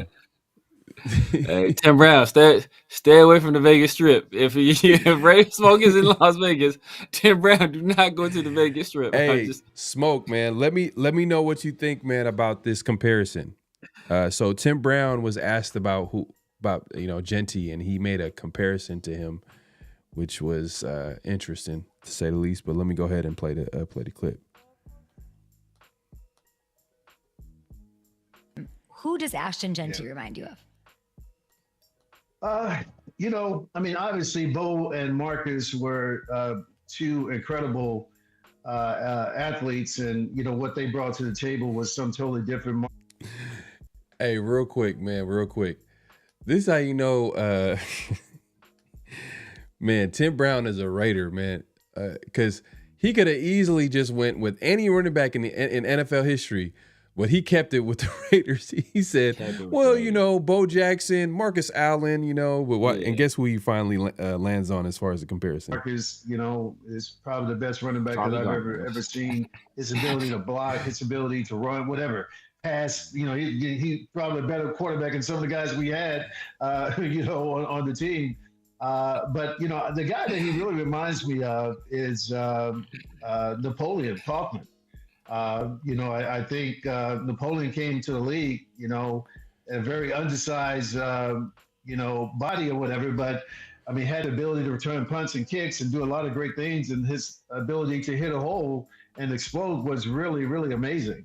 And so I just think that, if he can do some of the things that Napoleon was doing, now he may be asked to do even more because Knapp wasn't asked to carry the load as much. I think he was sharing it with Tyrone Wheatley and a couple other guys. Genty, it's going to be all on him. It's going to be all on him to carry the load with the running game, and hopefully he can get that done. But I think the Raiders, and really looking forward to see him play. Short career for Napoleon. Explosive, though. I love the comp back in the 90s. Real quick, man. First of all, man, that guy Tim, man, this is Tim crazy. Brown, man, OG Tim Brown, man. But this is crazy. Tim Brown was watching the Diddy trial for you. He was watching the Diddy trial before he went on with K. With popcorn too. He went on with K. He went straight from the trial to K Adams. Like what's next? First, you gotta carry this. You gotta carry this load. And you gotta hit the whole hard and explode. Like what? Oh, Tim. Man, that's wild, bro. You went to a Catholic college, Tim. Come on. Man. That's hilarious. Man. That is hilarious, bro. Tim Diddy Brown. That's funny, man. Crazy work on that. Crazy work though. Bro. Yeah, he did. Well, man. Hey, look. So I'll say this, man. Let me start with this. First of all, why is the Ashton Genty comparison so off? I know why he's comparing them to Napoleon Kaufman, but it's like what people like to do is they take one aspect of a player and it'd be like, oh, he reminds me of him. But is that how someone reminds you? Like just one little thing that will make it seem like because Napoleon Kaufman was a completely different player, faster, a little shiftier. You know what I mean? Genty's a lot more physical. I think he was just trying to say like his size coming in. He's not super big, but he would still be able to be productive. Yeah. But it's like I said, man. Like that's how Tim Brown is a Raider through and through, man. She asked him like, who does he compare to, and he just went straight to all-time Raider players at running back. Yeah, he's like all of them. Like exactly. Genty's more like Emmitt Smith to me. I think that's a very good. I think that's kind of, if I have to compare to somebody, that's kind of who I would go to. Where it's like not super athletic, about the same size. They're both from Florida. Like I said, not like they don't do anything exceptionally well. They're just pretty good at everything, but their instincts and vision as football players is kind of what carries them. So I think, Genty, and Emmitt Smith was a heck of a player for a very long time.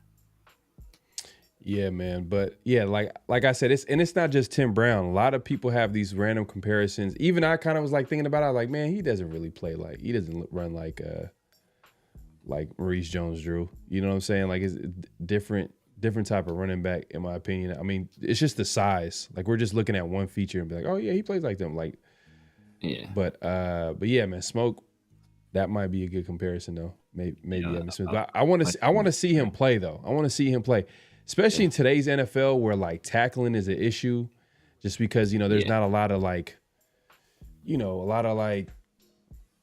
Not a lot of time for teams to really practice on tackling players, and then you get a guy like Genty. I want to see what that looks like in the NFL. A guy like Genty who literally makes a living on breaking tackles and his contact balance. What is that going to look like in the NFL? Like, is he going to expose NFL defenders, or is he going to get exposed because he didn't really play against elite competition week in, week out? But that's we'll figure that out, man. Hopefully when the season comes around, man, I can't wait for the season to start. Yeah, I know, bro. The short thick is hard to wrap up. It's just wild. Marshall Faulk? Yeah. You see Marshall Faulk in I don't see man, I don't see it, bro. I don't see that. Man, like Marshall Faulk had a little bit of like shimmy to him. Like he's And while like Genty, he's an underrated receiver, he's not the receiving weapon that Marshall Faulk is, in my opinion. And even like because he was very productive the year prior, not this last year, the year prior as a receiver. But if you look at it, a lot of it was like kind of pop passes and like basically like simulated runs that were passes. So it wasn't like true like receiving statistics. East Coast, man. Donte says Ashton Genty is Cadillac Williams mixed with D'Angelo Williams to me. I thought about that a lot. Cadillac's prime was very short because Gruden. D'Angelo Williams played for a long time. He ran him to the ground. Yeah, literally. And D'Angelo Williams, he wasn't a big back too. He wasn't a big back either. Dean Williams out of Pittsburgh. I'm trying to remember. I don't remember all the years with D'Angelo. I remember he was a hell of a player. He was a hell of a player at Pittsburgh. I don't remember everything. I mean, he's with Carolina forever. I'd have to go back and watch them. I remember Cadillac. I remember Cadillac from Auburn. I remember that team vividly. But I have to go back and watch those guys to kind of see. Who was the other running back? Ronnie Brown. Ronnie Brown. What team you play for? Miami Dolphins. There you go, bro. Okay. All right. Yeah. Cadillac Williams, Ronnie Brown. What? Hold up. They came out the same. They came out the same year, huh? They came out the same year. Yeah. They came out the same year. So Up in Smokes says Gridiron says Cadillac and D'Angelo. I expect Cadillac and D'Angelo. Hey, we'll see, bro. We'll see, man. Justin Fargas? Hell no. If we get Justin Fargas, bro, I'm blowing up my television set. Like, I mean, we were just looking at it before, right? And I know we talked a little bit about Ashton Genty, what his expectations were. But I know a lot of people say LT. for as a comparison for Genty, which I personally don't see. But I think LT put up like 1,200 yards in a 16-game season, mind you, his rookie year. And then, the other generational back was Adrian Peterson. I think he put up like 1,300, almost 1,400 yards as a rookie. Also set the NFL record for most rushing yards in the game as a rookie too. I think Saquon Barkley as a rookie led the NFL in scrimmage yards, but I'm not sure if it was his rookie year or his second year. But I want to say as a rookie, he led the NFL in scrimmage yards, I believe. He's a generational back as well. So people saying Genty is generational. And people are like, oh man, Genty is generational. I'm like, all right, cool. I expect 1,300 yards. Like 1,300 yards? Come on now. You expect like, yeah, bro. You saying he's generational? These are what these other generational backs are doing. So if he's generational, I'm expecting that same level of production out of him. Earlier, off camera, we were talking about underrated running backs because we're like, who is the best running back of this generation? Adrian Peterson obviously is a guy that comes up to mind, and then you think of LaDainian Tomlinson, and then we were going back and forth like, well, I can see how LaDainian Tomlinson can be because he kind of brought more of an all-around game, and then but AP was just pure domination. Like his prime was crazy. Like as soon as he got to the NFL, like he was dominating. Like you said, he broke the single rush game record. Was it against the Browns or was it the Bears? The Bears or Browns? I think it might have one of the two. I don't remember. I believe it was at home though, and they pulled him. Yeah, they pulled him. He could have got 300. He could have been the only person ever to get 300 yards rushing, right, which would have been crazy. Right. And then we're thinking about like underrated running backs, right? Yeah. And I was like, Flores is one of those guys that's underrated. Like no one really talks about, but like he had a pretty long, consistent career. Yeah. But I was just thinking about like Jamal Charles. I feel like it's underrated. Jamal Charles. Yeah, because I said Curtis Martin and Fred Taylor are the two most underrated to me. Yep. Just guys that were just don't get their credit because they're partly because they're on horrible teams. But Jamal Charles was cold. I remember Jamal Charles because he would do that thing where he like put his head down when he was in the clear, and that would piss me off every time. That would piss me off so bad. He was good, bro. He was good, man. He was good. And but the thing is though, he kind of played on some bad teams or some teams that really no one really remembers. Like he kind of came after like he was like before Mahomes got there. Yeah. You know what I'm saying? But yeah. I'll throw in as Jamal Charles is like underrated running back. No one really talks about Priest Holmes. We talked about that before. But KC had a smooth run with running back because they had Priest Holmes. They had Jamal Charles. They had Larry Johnson. People forget Larry Johnson. That's another dude that got ran. Larry Johnson, though, was literally 2 years. Yeah, he got ran into the ground.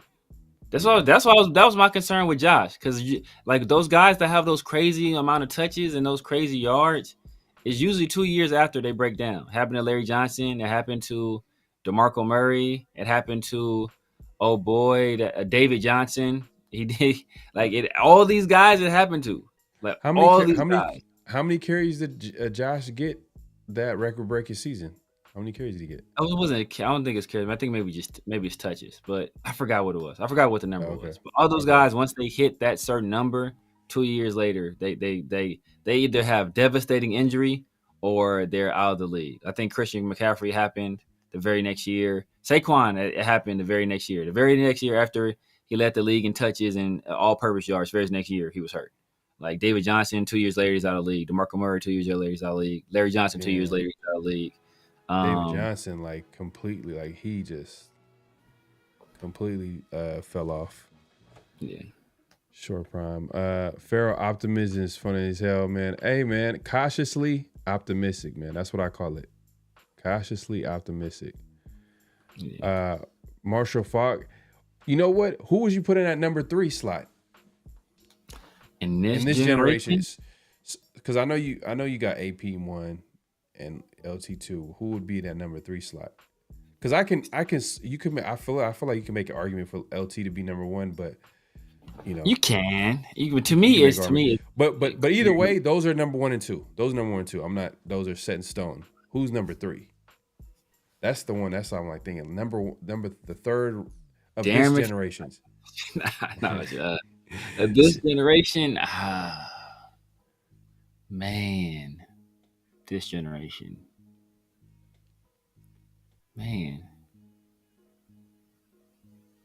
Because I think kind of Marshall was kind of before this generation, really. I think he would be like the generation prior. Amon Green he's smooth underrated back too. Trying to think, who was another guy? Ahmad Brown? Yeah, Ahmad Brown. Amon Green. Amon Green. Did I say Brown? Did I say Brown? I mean, Amon Green. No, I'm reading Smoke said Brown though. Smoke said Brown. Oh, I think he corrected it. Yeah. Oh, okay. Like brown, green, red, purple. It's all colors. Yeah, I'm on Green with the Packers. He was good. Who was Damn, I'm trying to think. Who was this press over that? Oh, Jamal Lewis was nice too. Jamal Lewis. I was thinking Jamal Lewis. I was also thinking Arian Foster, but Arian Foster didn't have long enough prime. He was hurt all the time. Yeah, Arian Foster was good. Arian Foster was cold. Trying to think who was like always in that conversation. Sean Alexander too had great vision. Sean Alexander was cold too. Yeah, Sean Alexander, that's another one. No, it might be Sean Alexander. Oh, but damn, I think about. Well, I don't know if I'll put Deuce McAllister that high. Damn, Deuce McAllister. Who is that number 3, man? Like Deuce McAllister was a factor.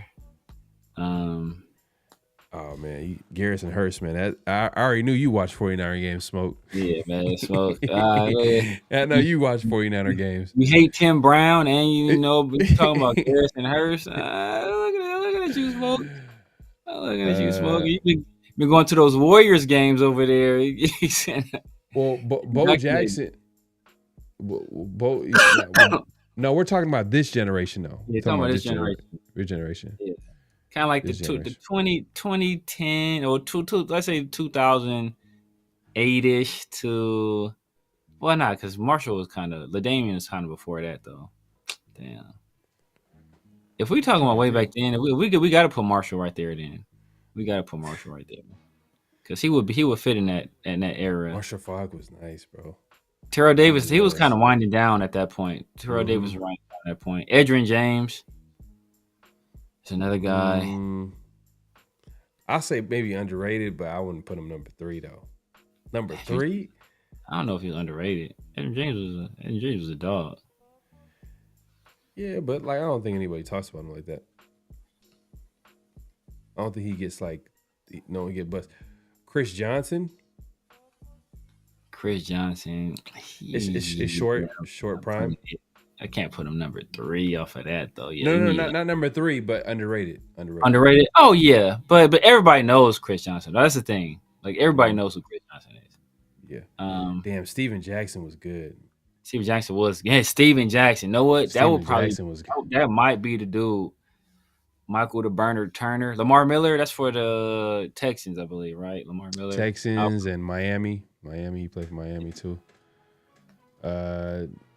Alfred Morris, I don't know. Lamar, I'll give you Steven Jackson though with the Rams. Steven Jackson for sure. He was a monster, bro. He was good.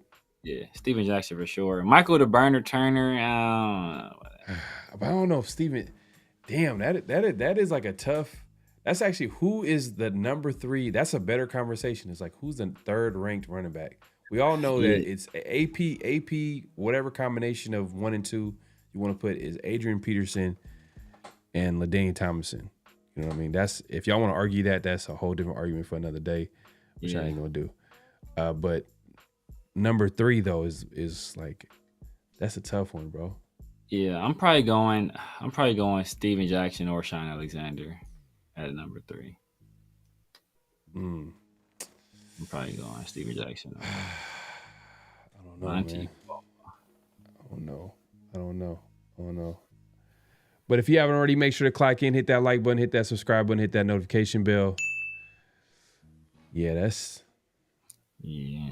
Reese Jones-Drew. JD was cold too. Because who was consistent? Because the one thing about LT and AP, they were consistent for a longer time, and they dominated for a longer time. But after that, I feel like everybody kind of falls in within the same, like, oh, they had a year or two where they were like, and after that, they were like kind of cool. They fell off. Injuries sometimes happen too. Yeah, I think that kind of happened. I think that happened to Sean Alexander too. To be honest with you, you know what, Frank Gore? He played in that. He was consistent, but he was never watching him. Yeah. No, go ahead. Watching him. No, you say it was like. No, I'm just saying, watching him, I don't look at him as like hell no, this dude is not like he's talent wise, but not. But and when I'm saying it from like a just watching him play, like, but he just gets it done. Yeah, hella consistent.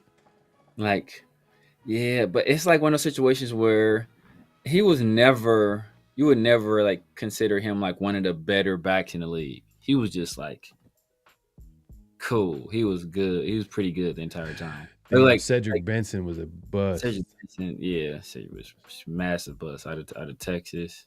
Another guy. Damn, what's my guy? I just had him. God damn, I'm gonna kill myself. Oh, Clinton Portis. Clinton Portis. Oh yeah, Clinton Portis. Where would you put Marshawn? Oh, see. You see what I'm saying? It's a lot of like the running backs are all kind of like in the same kind of. And know what that tells you? That you shouldn't draft him in the first round. That's what that tells you right there, right? Exactly what that tells you. Exactly what that tells you. But hey, Raiders. He says, "Oh, you said Maurice Jones-Drew." Oh, you know what? Hey, you know what? I think he has a case, bro. I think this might be the answer. Derrick Henry. Yeah, but I would consider him more newer though, because if you consider that in that same range. Okay, when you say this generation, are you saying the last 20 years, or you're saying 10 years? You looking 10-year span, or are you talking about 20-year span? Because I'm looking at like, if you're counting running backs today, then for sure Derrick Henry will be there. I'm saying because last 20 years. Last 20 years. If you look at last 20 years, okay. If you look at the last 20 years, then Derrick Henry is the for sure. Then Derrick Henry is in there. But if you're looking, if you're talking about 10 years, like not the last 10, not the last 10 years, but like the early 2000s. Yeah, I was looking at then right. Like I said, like 2008, like 2000s, like 2006, from around time that LT was drafted. So that was like what, 2004? Nah, before that, because it was that's the same draft as Vic. I don't remember what year. That was. But y'all funny as hell, man. Y'all funny.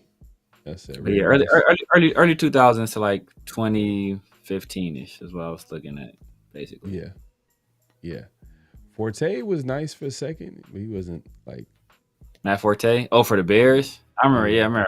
I remember. That's the year we drafted Darren McFadden too, and they took him in the second round, and people was kind of clowning us because he was like coming out looking better than Darren McFadden until he. Yeah, man. Derrick Henry might be the third best. Yeah, if we count the last 20 years, then it's probably Derrick Henry. Because he's been consistent. He's been consistently like in that top 2, top 3 discussion every damn near every year. Every year. I think he has two rushing titles, 2 or 3 rushing titles. Yeah.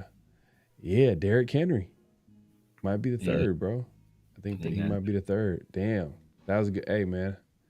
Now that I think about it, like my guy, man, Gotti, man, appreciate it.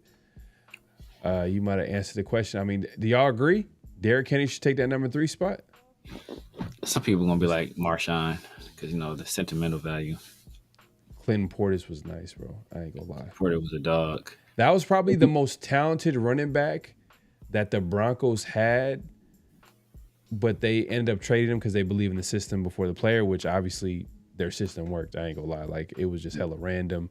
They trade Ruben Drones, and Mike Anderson. Mike Anderson's, Olandis Gary, like guys, just random guys that they just plug in and they just be productive. So they kind of like, I guess they were right, but it is what it is. But if you haven't already, make sure to clock in, hit that like button, hit that subscribe button, hit that notification bell. Let's get to what's real, what's not. This is where we say statement. Y'all react to it and let us know if it's real or it's not. Me and Severe would obviously do the same. Let's go ahead and start with the first what's real, what's not statement. And the first statement is Darian Porter and Eric Stokes will be the opening day starters.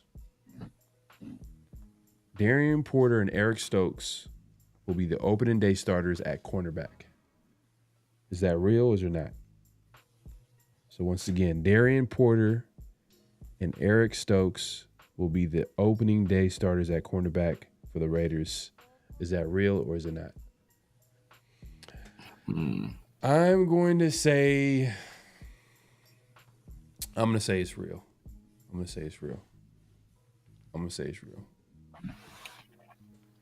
I think Bennett is just going to be one of the surprise like guys that get, I want to say traded, but like more so like, kind of shoved to the back. Yeah, and I think they're gonna try to do some weird stuff where they're like, hey, play in the inside so you can get on the field and yada yada yada, and we'll see how that works out. But I think it's real. I think because there's a track record. Look at Pete Carroll, what he's done in the past with corners. Like he's played the Tariq Woolens, he's played young guys that he believes in, that's talented, that he feels like can play that position. So he's not afraid to do it.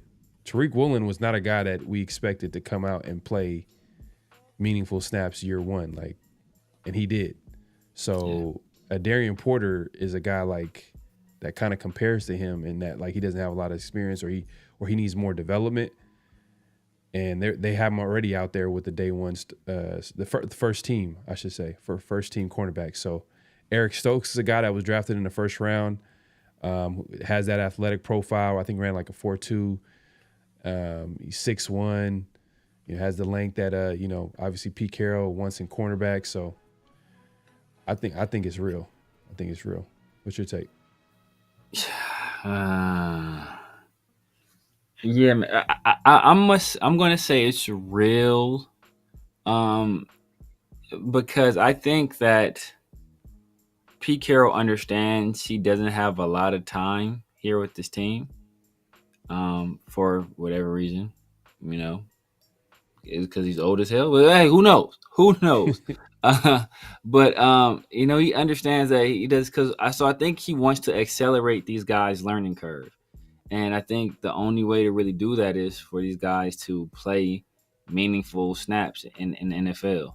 And the cornerbacks coach whose name escapes me right now, but he spoke highly of Darian Porter.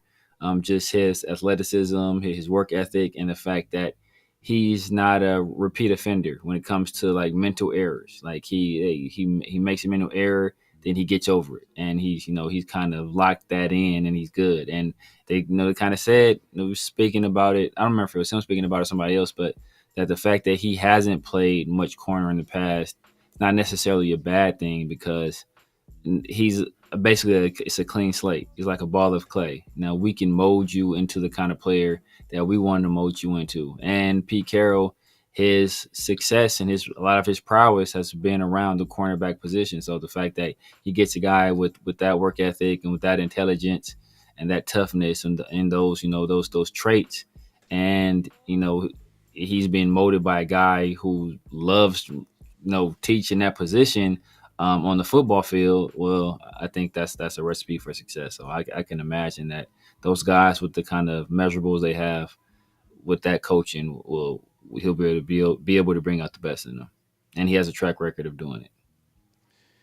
Yeah, man, that's what I'm betting on pretty much. But if I'm wrong, I'm wrong. I mean, Jair Alexander is available, or Jalen Ramsey is available. I think I seen something on social media. Social media is just social media, but I seen like some where Max Crosby retweeted something about Jalen Ramsey in a hype video, who's currently like looking to be traded to a team. Not to say that the Raiders are going to be that team, but you never know.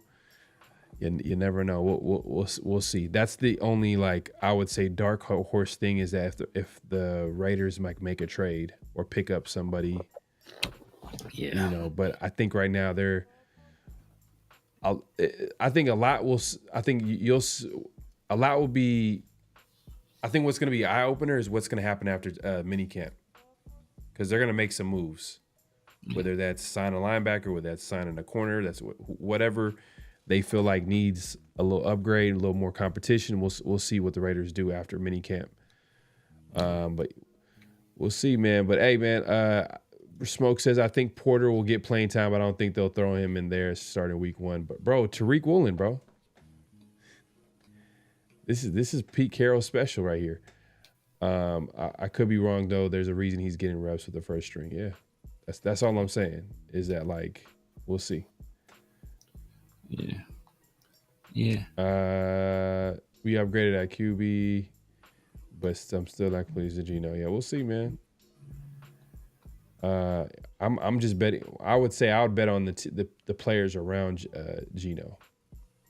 And not to say Geno, like, I don't even think y'all y'all making me defend Geno. Like, y'all making it seem like Geno is trash, and Geno's way better than what the quarterbacks that we've had the last few years.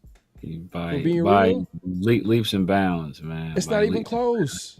It's not even close. Like, Aiden O'Connell, Gardner Minshew, Jimmy G, Brian Hoyer, Desmond Ritter, whose name Pharaoh cannot remember for the life of him. What is he? East Coast Desmond Ritter.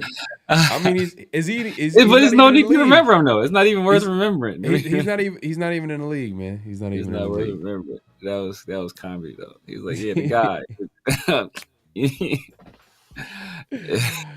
That's funny, bro. Let's move on to the next. Let's answer this question. There's a couple of questions.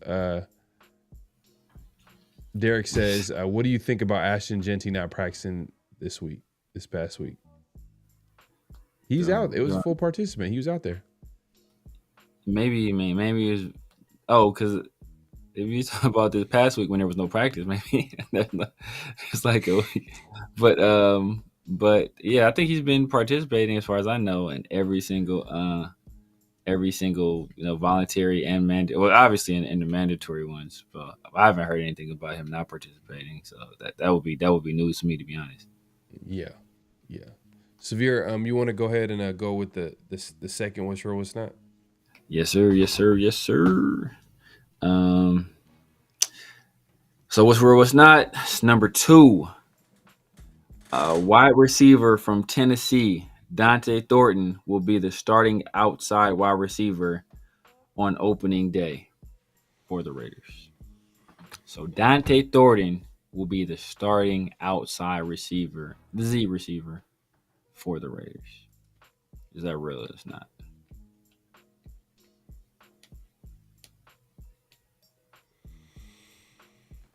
Man, I think. I mean, go ahead. You about to? There we go. I'm going to go because the options are limited. No, I think Jack Bech is not an outside receiver. Trey Tucker, he's kind of both. He doesn't really have the height for outside receiver, but he doesn't have the skill level to play the slot full time. I think Donte Thornton, with the way he's been putting this camp together, I think he does it. I think he does it. I think he starts on the outside. We've seen mid to late round picks for the Raiders from Tennessee burst onto the scene and have some deep threats. The measurables are a little bit different, but it's that same school. And I think everybody knows who I'm talking about. Was it the same round too? Was he a fourth? Hold up. Did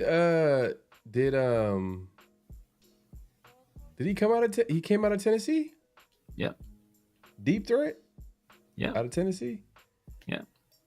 I'm not talking about Donte Thornton. We're talking about previous receiver. Denarius Moore came out of Tennessee? Yep. Ooh, man. Denarius Moore, man. I'm not gonna lie.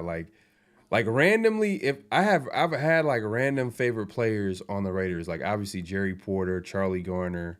Just random. Like I know like if you look at a grand scheme of things, they're not all-time great players in the NFL or even on the Raiders, like looking at their history. But just randomly, like Denarius Moore, Charlie Garner, Jerry Porter, Darren McFadden, Henry Ruggs was Ruggs would have been that. I could tell. Like I was looking forward to watching him play. What is he gonna do this week? What is he gonna unlock this week? I was rooting every fiber of my being for Henry Ruggs to be successful, man. Man. But Donte Thornton could be that guy, man. He could be that guy. Then Jalen Hyatt came out of Tennessee too. Yeah. The Raiders passed on him too for your favorite player, D tackle. He plays for the Eagles. Did he get cut from the Eagles? He might. I don't know if he's. He got a Super Bowl ring already. Do he? Oh yeah, man. You know what? Hey, look, he's a winner. He's a winner. Byron Young, man. But nah. And you're saying it's real? I'm saying it's real. And you're more saying it's by default. By default, he's going to be the starter. By default, but I think he's shown enough. He's been showing enough.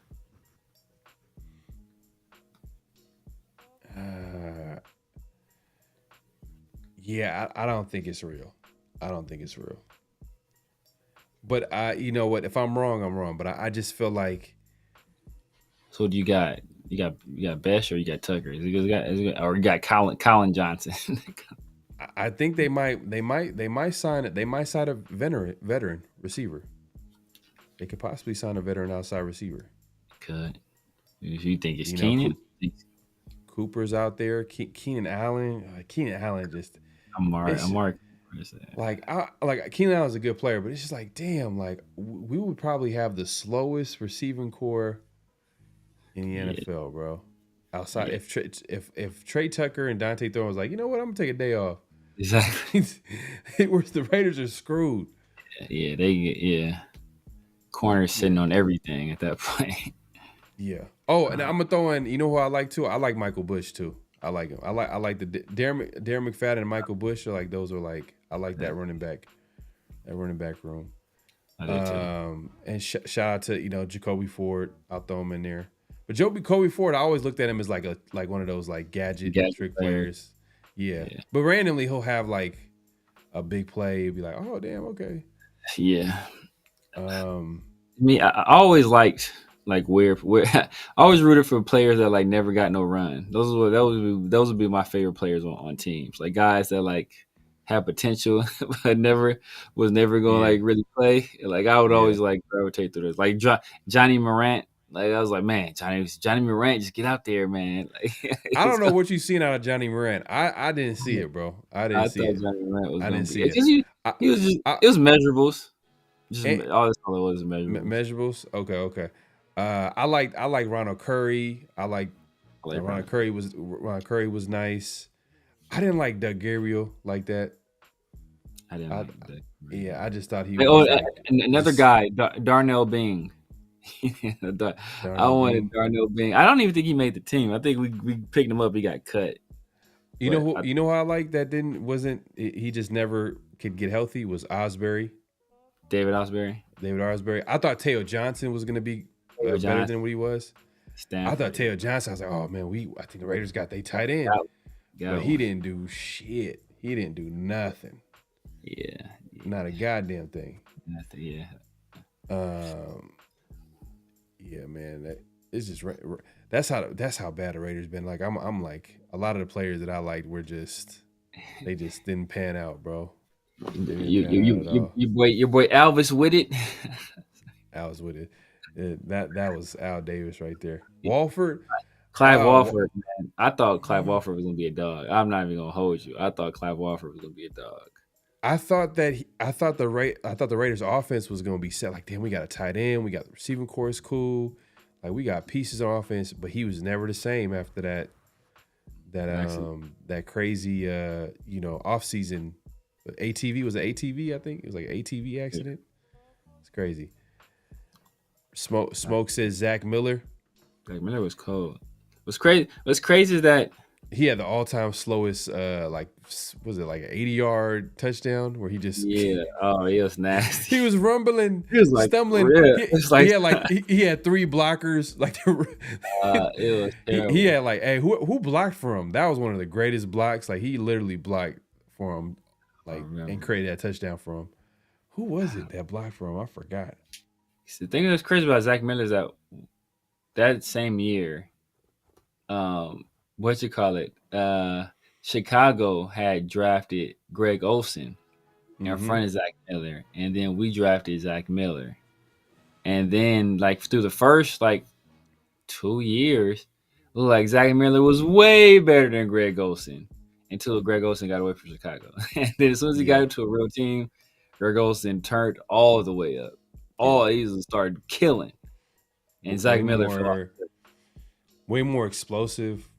Yeah. You know what I mean? Way more explosive. He just became a better player in everything. I felt like Zach Miller was kind of in that a poor man's Jason Witten. Exactly. That's exactly what it was like. But if you're a poor man's Jason Witten, there's a good chance that you may never play the game of football again. You'd make a great assistant coach or something like that. I don't know, man, but but Zach, it's at that time too. The Raiders didn't really have a lot of pieces on offense though, but it is what it is. Man, everybody's saying Kanye West, man. Y'all motherfuckers. Y'all hilarious, bro.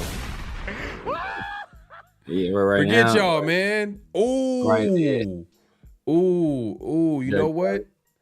Okay, before we head out, bro, you know what? Let's do a tight end. Let's do tight end real quick, bro. Top 3 tight ends of this generation. Oh, you know what? That's too easy. That's kind of pretty. Hold on, let me think. Let me think about it real quick. Number it's 1 pretty. It's Kelsey, Gronkowski, and then Gonzalez. You can go Gonzalez or you can go Gates. This is 3. It's gonna be 3. Is gonna be the person too. You go Gonzalez or Gates. I'm gonna go Gonzalez. Gates got way more touchdowns than Gonzalez. Way more. It's not even close in terms of touchdowns. Not even close in terms of touchdowns. The MVC, and he's not on that level, but right under that level is Dallas Clark. Well, this is something that you always talk about, right? When you talk about tight ends, you talk about their overall game, right? And I don't think Gates had that overall game as a blocker, right? He was more of a receiving tight end, strictly receiver. Gonzalez, though, I think probably had a little bit more. He had more than he had more. I'll say. He was more than Gates, but it ain't much more. It's that. It ain't much more. It's barely more. If you talking about blocking, barely. You're taking Kelsey over Gronkowski. I'm taking Gronk, bro. Overall, I'm taking Gronkowski. I'm taking Gronkowski, but it's hard to argue with what Kelsey has done as a receiver. It's not even it's video game. Yeah, he's dominated. He dominated. You can't even get mad at it. Yeah. That's one of them. I'm telling you, it's one of them AP and LaDainian Tomlinson. But number 3, you're giving it to Gates. I'm probably going Gates. Yeah. So you said Gates. People say Gates. Tony Gonzalez aren't. Well, last 20 years. 20 years, yeah. We're going 20 years. We're going last 20 years. We're going last 20 years. So that's why I said earlier, are we doing last 10 years or are we going last 20 years? And we kind of said last 20 years. We said last 20. Last 20 years, yeah. Last 20 years. Yeah. So, yeah, Gates is definitely in there. I will go Gates. Man, yeah, if Jimmy Graham had stayed where he was at, Jimmy Graham would be in the argument too. He was destroying. I'm not gonna lie, hey, Kalipi, bro. you said Jeremy Shockey. You know who I thought, bro, like was gonna be a monster at tight end, but end up being just a monster of a person, like disgusting. Kellen Winslow Jr. But yeah, like I thought he was gonna be a clean, bro. I thought he was gonna be a monster. Yeah, I thought he was too. Out of Miami, like obviously he's Pop's all-time great tight end. Yeah, I thought he was gonna be a beast, but yeah, he was disgusting though. Yeah. But Jeremy Shockey, you know what? Every time I think of Jeremy Shockey, I just think about that one play. Which one? Where he's just breaking hella tackles. He broke hella tackles. Oh, yeah. Was that Monday night? Was that a Monday night football game? I think that might have been like his coming out party. I don't remember. Yeah, I remember the game, but I don't remember. Yeah. I'm trying to think. Gonzalez, Gates, Gronk, and Kelsey all right up there. Vernon Davis was crazy. My dog. Most. Bro, see, I gotta look this shit, man. You know what? Hey, East Coast man, appreciate it, man. Five more touchdowns. Come on, bro. 5 more touchdowns than Gonzalez. Come on, man. And at the end too. At the end, Gates was struggling. He was there to, you know what I'm talking about? Like he was hanging on for dear life. He was hanging on for dear life. 5 more than Gonzalez. Gonzalez though was productive damn near all the way to the end. He was productive to his damn near his whole career. Those Atlanta years was kind of sketch. How is it a sketch? He was productive. He was good. I don't remember those. I don't remember him being that productive for Atlanta. Well, I could be wrong. At least his. I think one of those years. I think he bought. I think he. Let me hold up. I gotta look this up, bro. Look it up for touchdowns, because he has from what I recall, he had the record by like quite a bit. No, I'm just looking at what he did with Atlanta. Oh, he's Atlanta. Okay. Yeah, I mean he finished his career at a solid look. So his last 2 years, he had 93 receptions, 930 yards, 8 touchdowns. 2013, his last year in the league, he had 83 receptions, 859 yards, and 8 touchdowns. That's how he finished his career. Now, if I go to Gonzalez, it's disgusting. Gonzalez, I'm not Gonzalez. I'm talking about Antonio Gates. Antonio Gates. Antonio Gates was hanging on for dear life. Now he had some strong seasons. Yeah, he had some strong seasons. He had stronger seasons. He had. Gates had some strong. Hell yeah, he was unguardable at times. No, I'm talking about Gonzalez. He finished stronger than I recall him finishing. I remember him. I thought he went outside, but maybe he went outside because he was trying to win with Atlanta. And bro, look at Gates' last year in the league. It was 2018. He had 28 receptions, 330 yards, 2 touchdowns. 2017, 3 touchdowns.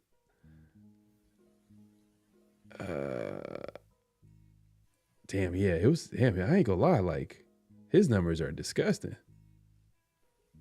I mean, just in terms of if you're comparing them, hell nah, Gonzalez is for sure number 3. What the hell is this? I'm still going. Yeah, you gotta give it to Gonzalez. Nah, just looking at the numbers. Nah, you gotta give it to Gonzalez. Looking at those numbers. Yeah, looking at those numbers, you gotta give it to Gonzalez. What the hell? What happened? I think it was after man, I'm trying to Nah. Damn, I thought it was a little bit better than this. I think yeah, bro. I don't know, man. Yeah, Gonzalez. Let me see, Gonzalez. I mean, he had and you gotta mind you, tight ends didn't get wide receiver numbers, too. Nah. Back in the day, there were certain guys that, like Gonzalez getting 102 receptions in 2004. That was crazy. Yeah. Getting 1,200 yards, that's crazy. Like a tight end getting 1,000 yards, that's crazy. Yeah, because they don't run a lot of Gonzalez did it 4 times. Gates only did it twice. Yeah, is this not? Okay, that's not this generation, but Shannon Sharp though. I was thinking more Shannon all Sharp. time. That's an all time is like all time great tight end. Yeah. This generation, Yeah. past 20 years, it's Gonzalez. Well, Looking at the numbers, I mean, past 20 years. So look, past 20 years would be like basically 2005. So if you look at 2005, man. If you want to be technical, 2005 would be like the beginning mark of 20 years. So if you look at it from that perspective, then like, sheesh. Then it's like, then you can make an argument for maybe some other tight end, but I don't know. Nah, you gotta go. Looking at everything, you gotta give it to Gonzalez. I told you, bro. You gotta give it to Gonzalez. I just remember Antonio Gates so much more than Gonzalez. For real? Yeah, I remember Gonzalez, obviously, but I just remember just Gates and Rivers. Because I think the Chiefs were bad. The Chiefs were bad most of that time.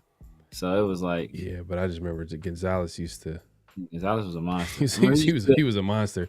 I just remember what I remember when I remember growing up was Priest Holmes, Tony Gonzalez, Trent Green at quarterback. They had shitty receivers, nasty ass receivers. Your boy Elvis Gerback. You know what I mean? Who else? But they had Donte Hall. Remember them Donte Hall teams? Oh yeah, that was what you call it when got there. Mm-hmm. Oh boy, that was came over from the Rams. I forget his name. They would be crying all the time. That's my man's name. Head coach was with the Rams. Yeah, they had Dwayne Bowe as wide receiver. Dwayne Bowe. But Shannon Sharp is like before. Shannon Sharp would have been Jimmy Graham. Yeah, Jimmy Graham, but Jimmy Graham. Let me know what. So 20 years would be. Yeah, he was, but he had like a little. Dick Vermeil, there you go, Dick Vermeil. Oh yeah. Vermeil be crying all like, damn, Dick Vermeil just be crying. He'd be happy. He'd start crying. Hold on, let me see his career real quick. Damn. He had like a. He probably put it back. Damn, he had like a 4-year run that was pretty good. Oh, Jimmy Graham. Yeah, he had like from 2011 to 2014. That's when he was with the Saints, right? That's before he went to Seattle. That's when he was with the Saints. Before he went to Seattle, and after he left this, I think that after he went to Seattle, then it was like fell off a cliff. Yeah, he fell off a cliff for sure. You see that Brock Bowers? It would pay Carroll do to your current. Nah, that was old boy. I forgot his name. What's the offensive coordinator's name? That's gonna be on Chip Kelly though. Chip Kelly is gonna be the X factor, bro. He's the X factor for the Raiders offense next season. We could talk about Donte Thornton and Genty and Bowers and like that. Chip Kelly is gonna be the one where like he's gonna have to figure out how it's gonna work because we feel like damn we got some creative, weapons. Like we got some Michael Mayer. Can he be a weapon in this offense? Can Chip Kelly, who's been talking about, oh, you got to build an offense around the strengths of the players. You can have a system, but you got to build this. It's all gonna depend on what Chip Kelly's gonna do on offense and how he gets everybody involved. Vernon Davis. Vernon Davis, yeah, he was a freak athlete. I don't think he put up enough production over a long enough time to be there. Well, but what did old boy say about Vernon Davis? Would turn his career around? Cannot play with him. Cannot win with him.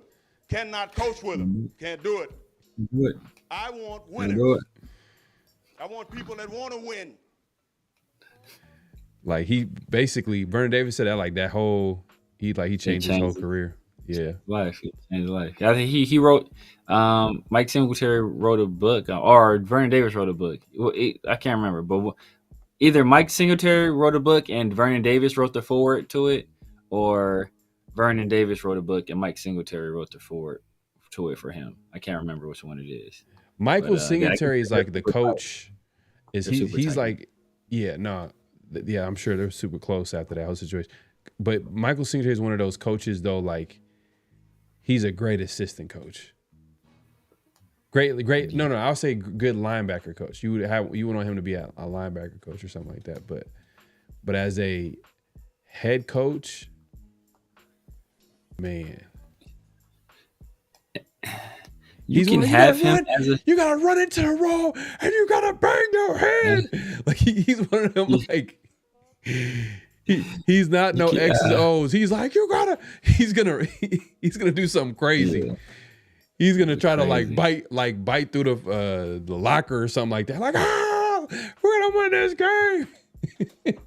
You can have him. You have to have strong assistants.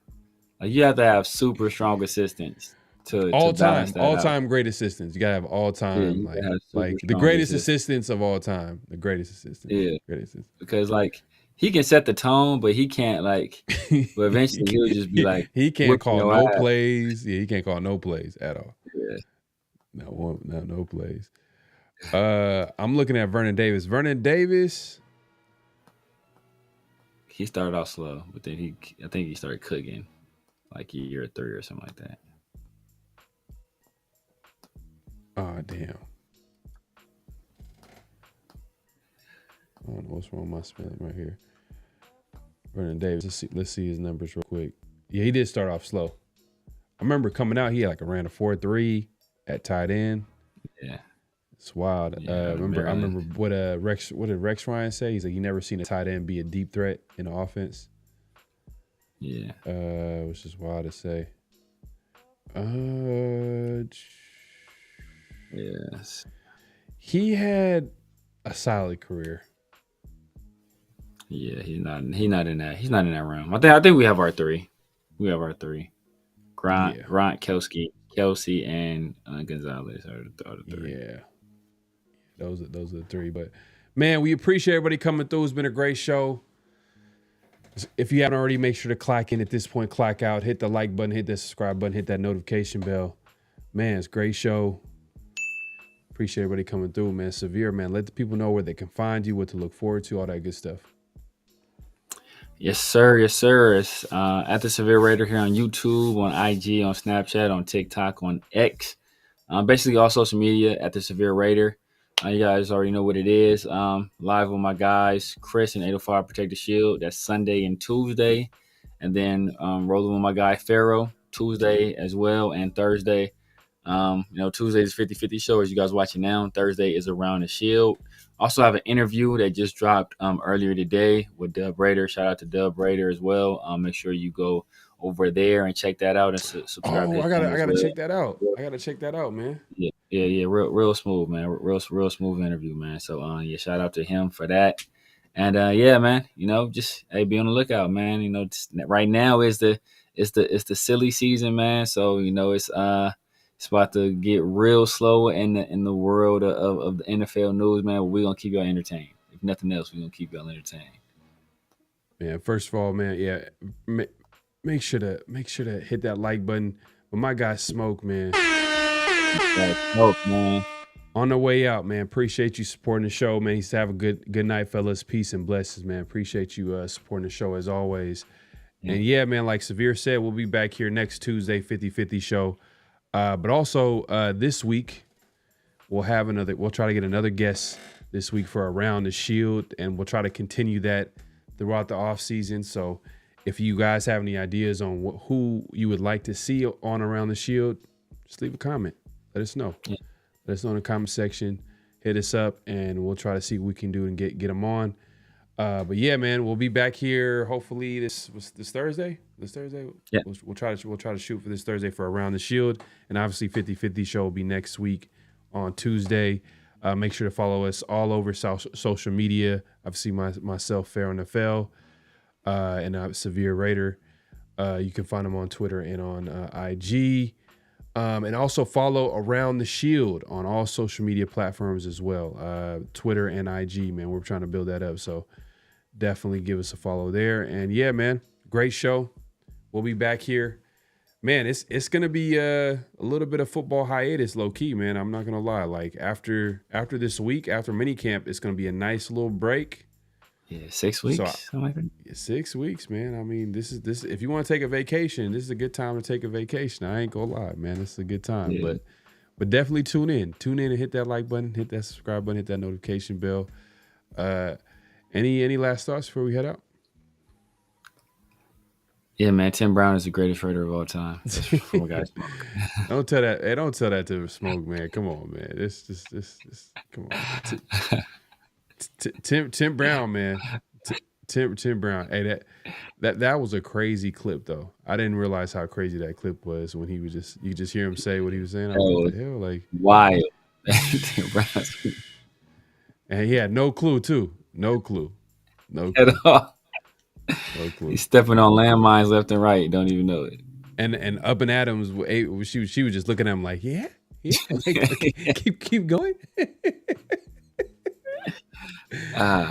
Take that. All right, man. We up out of here, man. All right, y'all. Peace. Just win, baby. Hello? You play to win the game. You don't play to just play it.